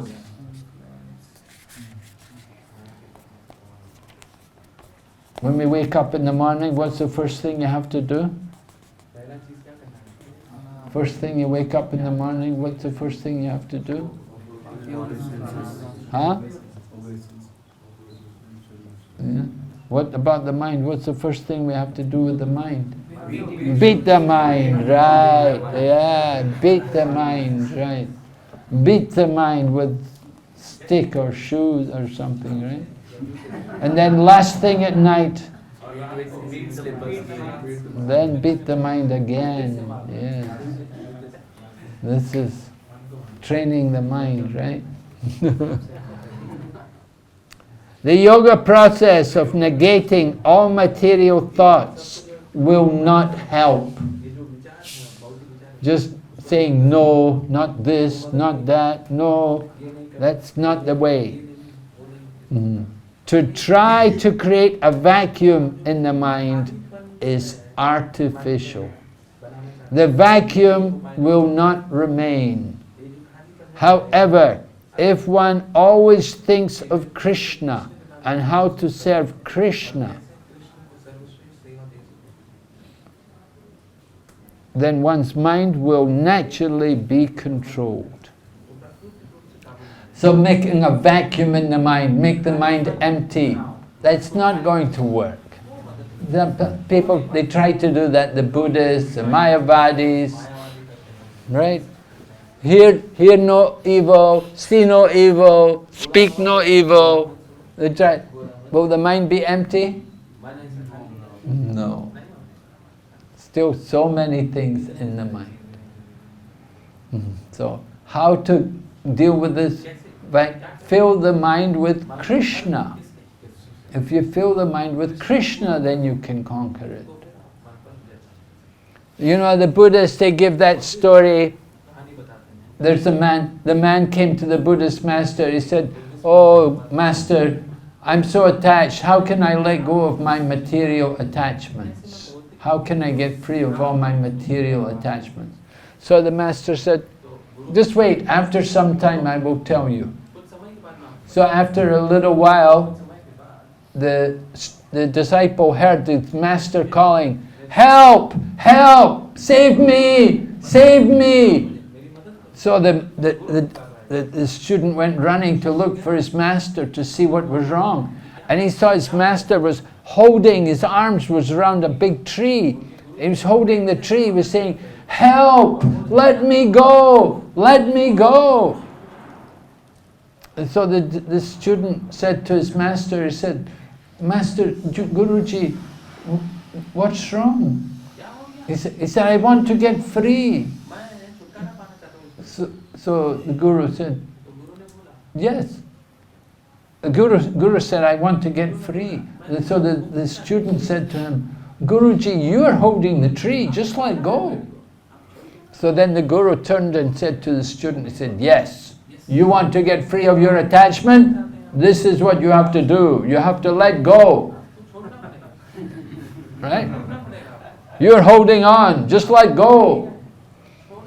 So our Krishna conscious process is let go of the material and hold on to Krishna. Don't just let go. If you just let go, then it's empty. But again, you want to hold on to something. Again, something will come. So what you have to do is change the attachment from the material to the spiritual. Attachment to the material is the cause of the greatest bondage. But that same attachment for the spiritual leads to perfection, the greatest enlightenment. We have to change our attachment. Fill the mind with thought of Krishna. That's why we read Krishna book. Read the books, read Srimad Bhagavatam, read about Krishna. Go and see the deities.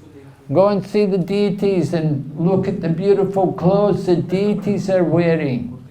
And see how the deities are decorated. And chant the holy name. And recite the slokas. This will help us to fill the mind. The thought of Krishna. Reciting slokas. Sometimes people, they don't like this. Oh, I have to learn these slokas. Oh, I have to learn the translation. Oh, they think there's so much trouble. It's very good for the mind. It's very good to fill the mind in thought of Krishna, because it's pure sound vibration. Shabda Brahman. You're hearing the words of Krishna. So we want to control the mind. There's a process. You can do it. People were asking me at the question and answers, how to control the mind. I said, chant. Chant loudly. Louder you chant, more powerful it becomes, right? You chant loudly, you can experience. I chant, Hare Krishna, Hare Krishna, Krishna Krishna, Hare Hare, Hare Rama, Hare Rama, Hare Hare. Isn't it true? It's so easy, chant loud, you think of Krishna, It's a process. Follow. Prabhupada, somebody asked Prabhupada, what to do with the mind when I chant? Prabhupada said, you use the tongue to chant and the ears to hear. There's no question of the mind. If we're using the tongue and the ears, you don't worry about them. The problem is we're not attentive when we're chanting. We're not chanting attentive. Then we have to chant with proper attention, and then you see the effect. Similarly, anger can be controlled. There's an anger management thing on the internet, anger management, they're sending you things all the time, how to control anger. Such a common thing. So many people are victims, they're controlled by their anger, they display this terrible anger sometimes. They get so angry. Hell has no fury like the wrath of a woman. There's a famous movie. It's a famous movie in England a long time ago. I said, hell has no fury like the wrath of a woman. Hell, of course, is very bad, very furious. Even worse, make a woman angry. So that's a warning, you have to deal very carefully with the fair sex. Don't make them angry. Deal nicely with them. So anger can be controlled. We cannot stop anger altogether. But if we simply become angry with those who blaspheme the Lord or the devotees of the Lord, we control our anger in Krishna consciousness. Now you have to be a bit careful about this, because we think, people say, well, we can use anger in Krishna's service, right? You can use anger in Krishna's service. So you can beat your wife, you can beat your kids, you get angry at your kid, you beat them. That's not right. You're not supposed to do that. If somebody cheats you, you get angry at them. We have to control anger. Unless you're the master, don't try to use anger. Unless you're the master of your senses, don't try to use anger. First be the master of the senses. Then you may think about using anger in special situations. And Prabhupada is going to give some examples, right? Where could we use anger? What's a good example of using anger? Hanuman burning Lanka. Yes. Yes, good. Hanuman got angry. Arjuna fighting in battlefield. Arjuna fighting on the battlefield. Yeah. And Lord Chaitanya? Jagai and Madhai, right. When Lord Nityananda was struck, then Lord Chaitanya was very angry. He was ready to kill Jagai and Madhai because they had injured Lord Nityananda. So we can get angry at people who hit a devotee. We defend devotee, but for ourselves we tolerate. Somebody hits you, what are you going to do? Huh? Somebody hits you, what do you tolerate, right? You're supposed to, and somebody else should come and hit them. We should tolerate. But idea. Sometimes, there's a common saying, an eye for an eye, tooth for a tooth, right? An eye for an eye, tooth for a tooth. But they say if you follow this principle, it will not be good. The result will be none of us will have any eyes and none of us will have any teeth.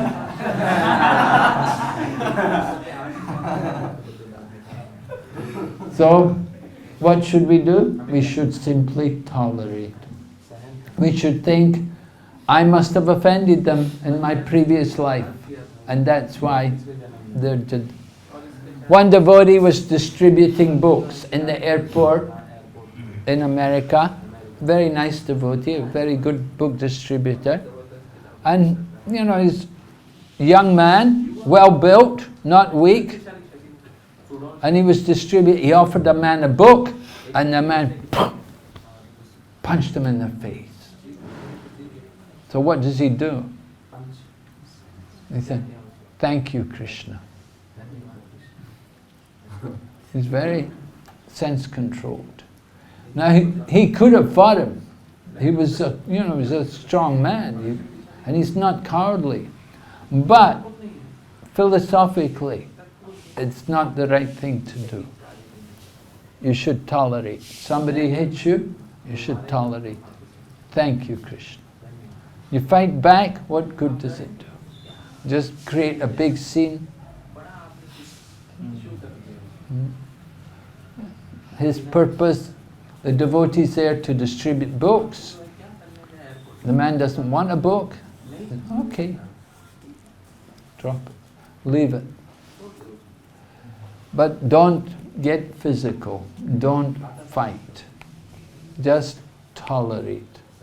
See it as a test from Krishna. Just like Lord Buddha was tested, Lord Jesus Christ was tested, Haridas Thakur was tested. So in the same way, when we go for preaching, there will be tests.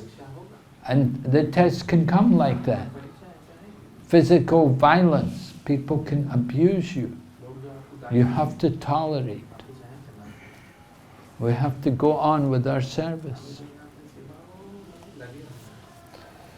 Okay? So, Lord Chaitanya wrote, Trinadapi Sunichena.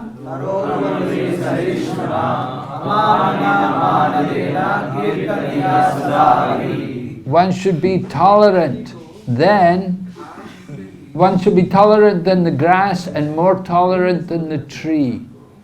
One may then ask why the Lord exhibited his anger. The point is that one should be ready to tolerate all results to one's own self. But when Krishna or his pure devotee is blasphemed, a genuine devotee becomes angry and acts like fire against the offenders. Krodha, anger, cannot be stopped, but it can be applied rightly. It was in anger that Hanuman set fire to Lanka, but he is worshipped as the greatest devotee of Lord Ramachandra. This means that he utilized his anger in the right way. Arjuna serves as another example. He was not willing to fight, but Krishna incited his anger.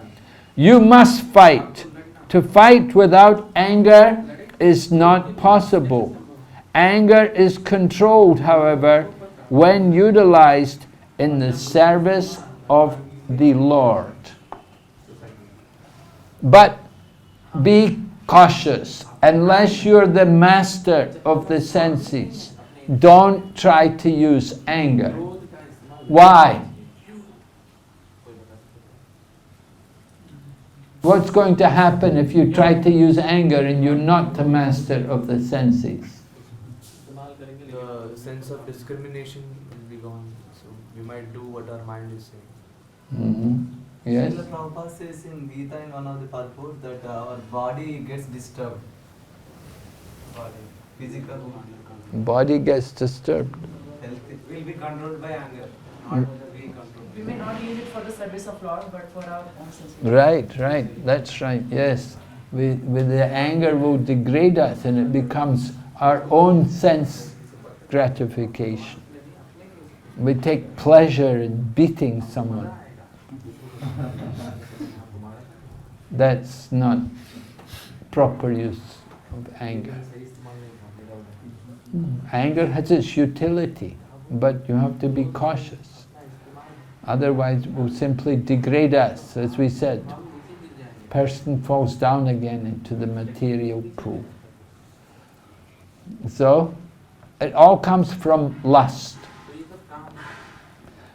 With lust we have desire, and if we get the desire, we become greedy for more. And if we don't get the desire, we become angry. So, lust, anger and greed. 3 gates to hell. And the initiator, lust. So it's lust, the all-devouring sinful enemy. And so, how to conquer over lust? How are you going to conquer lust? How is it described in Bhagavad Gita? To conquer lust, yes? We have to use our spiritual intelligence. Yes, you have to have spiritual intelligence. How are you going to get that?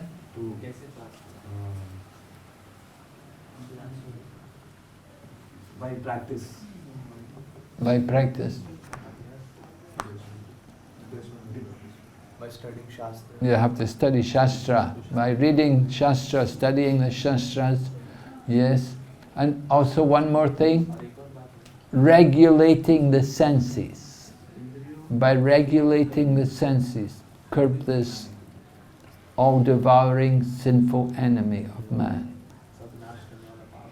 So regulation of the senses, very helpful to us to control the mind and senses. That's another advantage, being in the Krishna conscious society. Everything is regulated. Every day we wake up, certain time. Every day we have Mangal Arti, time.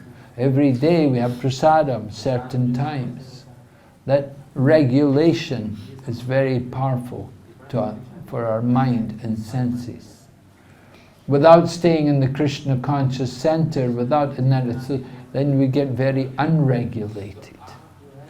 Often maybe when you're traveling, right? When you're traveling on the buses and so on, when you're out on traveling Sankirtan, then sometimes we're not so regulated. Is it?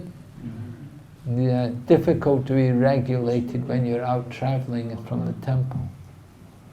And you don't have the temple program so well. You're staying in the van, staying in a bus or something, Dharmashala. It's not quite the same. But here in the temple, you know, I know myself, when we would go out traveling, it would always be a relief to come back to the temple and to be in the temple and have the regulated program again.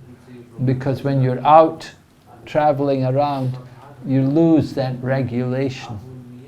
And when you lose the regulation, then the mind and the senses are not so controlled.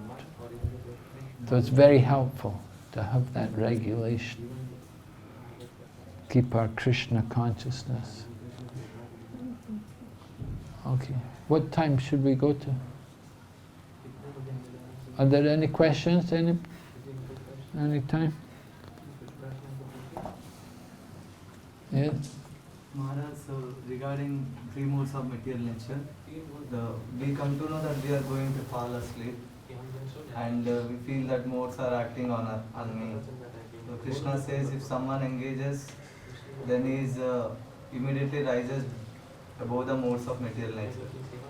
So we come to know, but how to resist that and how to, we are going to fall asleep. Well, you know you're going to fall asleep, you stand up. Or you open the window. Or you sit up straight. You know you're going to fall. Why do you fall asleep? Because the back goes down, the back bends, the head down. Right? That's what happens. So you know you're going to fall asleep, and you know you don't need to sleep, you know you should be awake, you're supposed to be chanting japa. So stand up. Open the window, let some air in. Go for a walk. You know, we're thinking we need to sleep, but actually often we don't. So we were talking about the Goswamis, they conquered over eating and sleeping. It's difficult sometimes. If I don't get 6 hours, then it becomes difficult. I usually need 6 hours rest a night. But some nights it's just difficult. There's just some maybe things happen in the day, so many things, and then just you can't sleep because it's so many problems or issues which are there in the mind. It's difficult to sleep. And so sometimes the next day, you didn't get much sleep and you feel tired. But still, you want to keep regulating. Don't give in. Try to stay awake. And then the next night, then you sleep. Because you didn't sleep good the night before. So the next night you'll be ready to sleep. So, during the daytime, try to avoid sleep. Try to open the windows, let fresh air in, stand up, chant loudly, drink some water, freshen you up, wash your face. There's many things you can do. You don't want to sleep.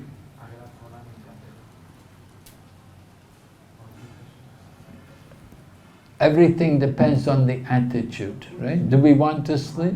Are we interested to be awake, or are we interested to sleep? It's up to us. We have that will, free will. What do you want? You want to be awake or do you just want to sleep?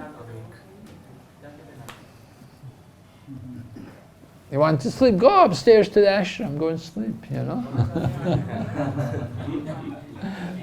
But this is not the place to sleep. Sometimes devotees would argue with Prabhupada.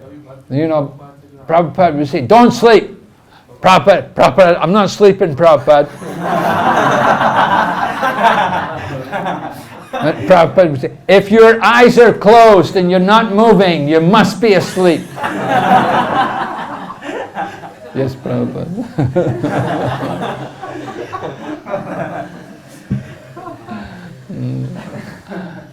Don't argue with Prabhupada. That's the lesson. Okay, what was that question there, someone? Prabhupada? Maharaj,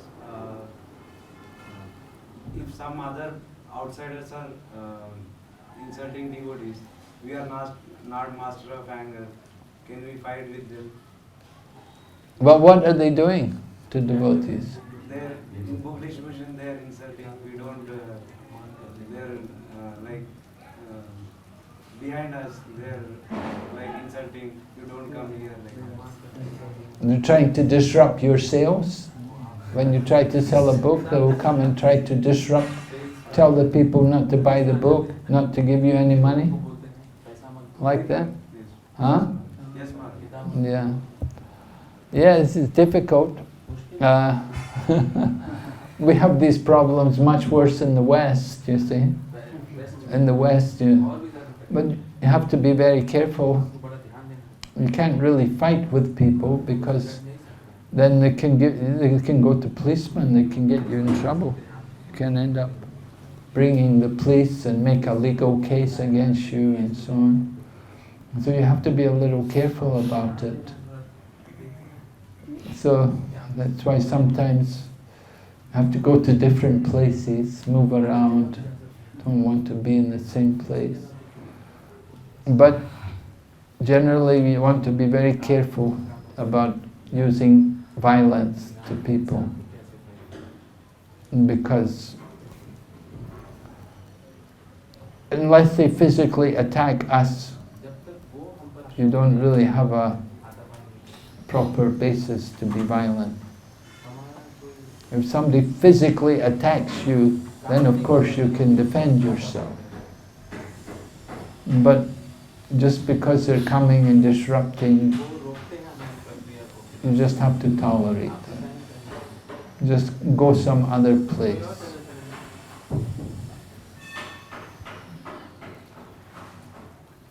We always have these things everywhere in the world.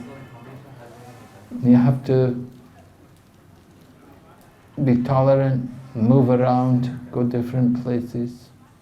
And these people also, they get fed up after a while. If they see that you're not disturbed, then they'll feel discouraged. But if they see that they're disturbing you, then they get more encouraged to be there. They're taking more pleasure in disturbing you.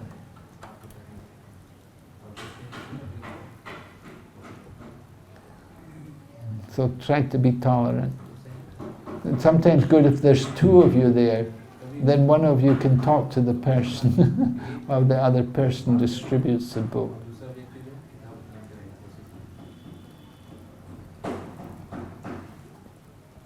Yes, Prabhu? Hare Krishna Maharaj. Maharaj, at the beginning you mentioned that the attitude is very important in Krishna consciousness. So if you can explain more about what exactly attitude we should have dealing with the devotees serving in the temple and preaching. Well, the attitude should be that I'm a fallen soul and I've come here to render service to Lord Krishna. Please engage me in your service. Right? We're chanting the Hare Krishna mantra. Please engage me in your service. So we should have that mood that I want to be the servant. I'm a fallen soul and I've come here to render service, to purify my consciousness. So please engage me in your service and help me to get purified. Help me to get relief from my material attachment. That attitude should be there, that I'm unqualified, I have no qualification, I'm a fallen soul, I'm nobody, I'm insignificant, and I'm simply coming here. Please tolerate me and give me a chance to become your devotee. Yes, yes, Prabhu at the back. Maharaj, a question that he wants to ask is, he wants to understand how you used to distribute books, what you used to tell to people during your times. When we distribute books, Yeah. well, we'd tell them that this is a book written by my teacher. My teacher is a guru from India, and he's explaining the knowledge of yoga. He's teaching us how to control the mind, how to find happiness within, how to find the real self, happiness within. You should read this book and be benefited. It can change your life.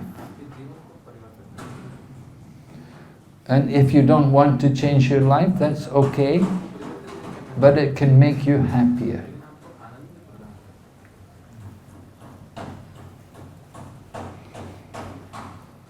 And this book, you can keep it with you, you can read it again and again.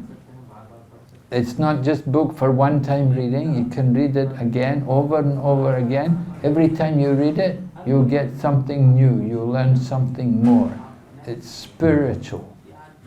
It's not like the newspaper, you read it one time and you throw it away, useless. But you read this book, you read it again and again, and the more you read them, the more you get benefit. Spiritual knowledge. So take one book. Take many books. Why one book? Get a whole set.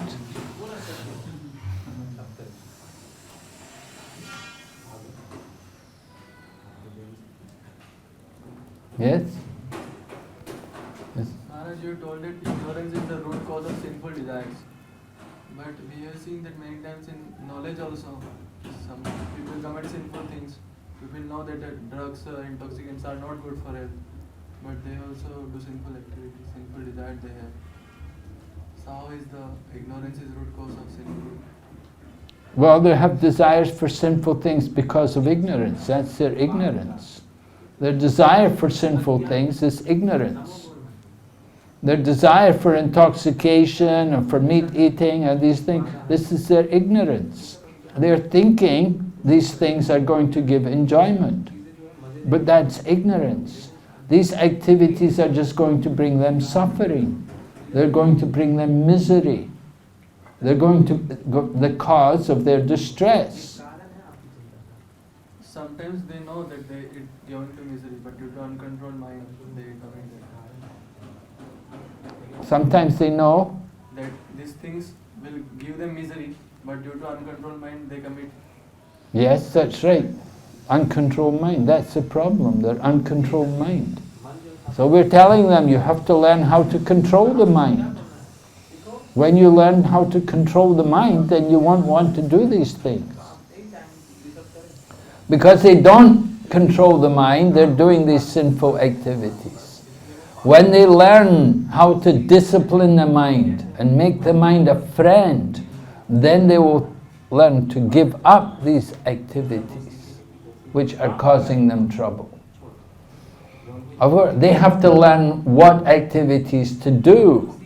You give up the useless activities, the nonsense, and take up the sensible activities. Do the good things. Give up the bad things.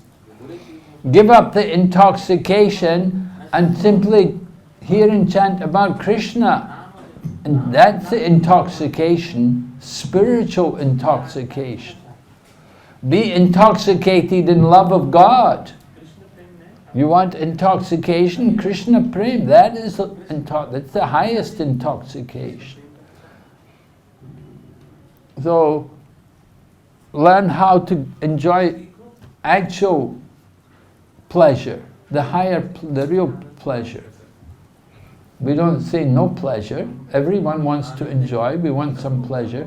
So the higher pleasure, the highest level, by practicing religious principles. You want to enjoy a relationship with the opposite sex? Get married. Get married and have a family. That is a very pure thing.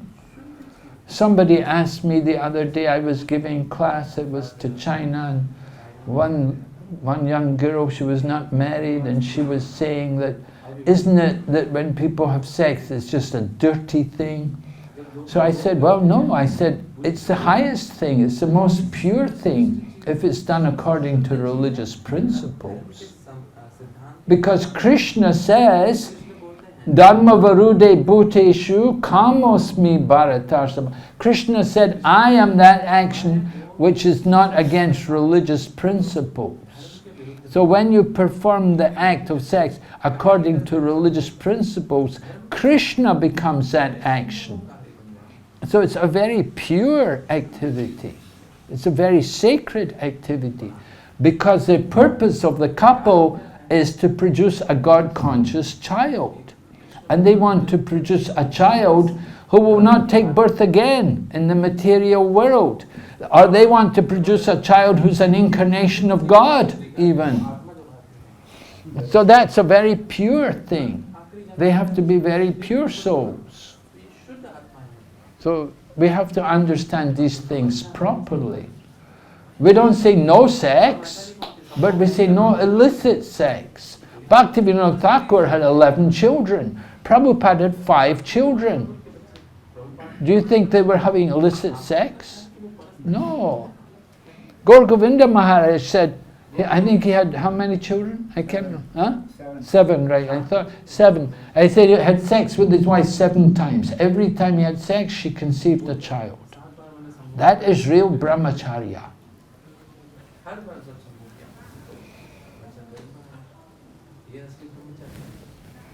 So we have to understand these things properly. Sometimes, we're thinking, oh, Maya, he fell down. We don't understand. What is Krishna saying? Krishna is saying, I am those activities which are not against religious principles. Krishna himself becomes that act of conceiving a child. So it's very pure when it's done properly. But for people who are uncontrolled, of course it's sinful. Degree. So we have to learn how to do everything in Krishna consciousness. So we don't say don't eat. We say eat Krishna prasadam. We don't say don't eat. We're eating prasadam. It's purifying. Very great. Yes? Prabhu has a question at the back, yeah? Maharaj, he is asking, how much prasad should one take? Well, Ayurveda say things like they should put 1/3 water, 1/3 air, 1/3 food.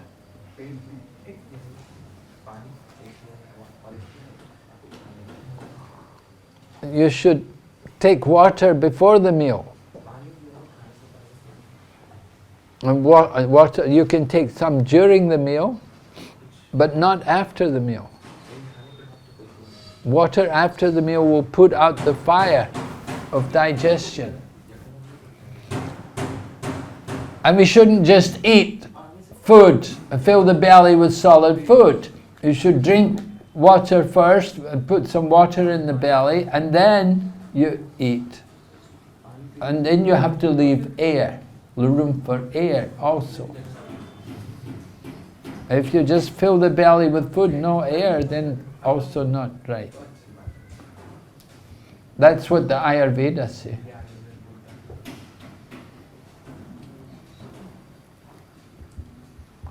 Some people need to eat more, some people can eat less.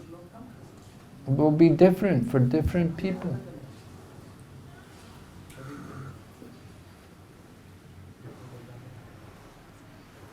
Some people can eat like the bird.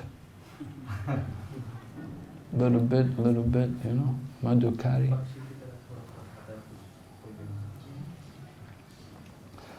Some people need to eat more.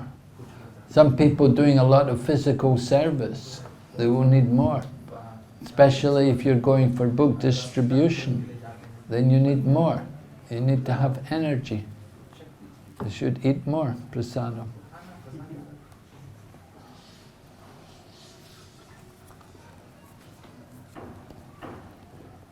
Okay, any other question? Okay, then we'll stop here today. Hare Krishna. Srila Prabhupada ki jai.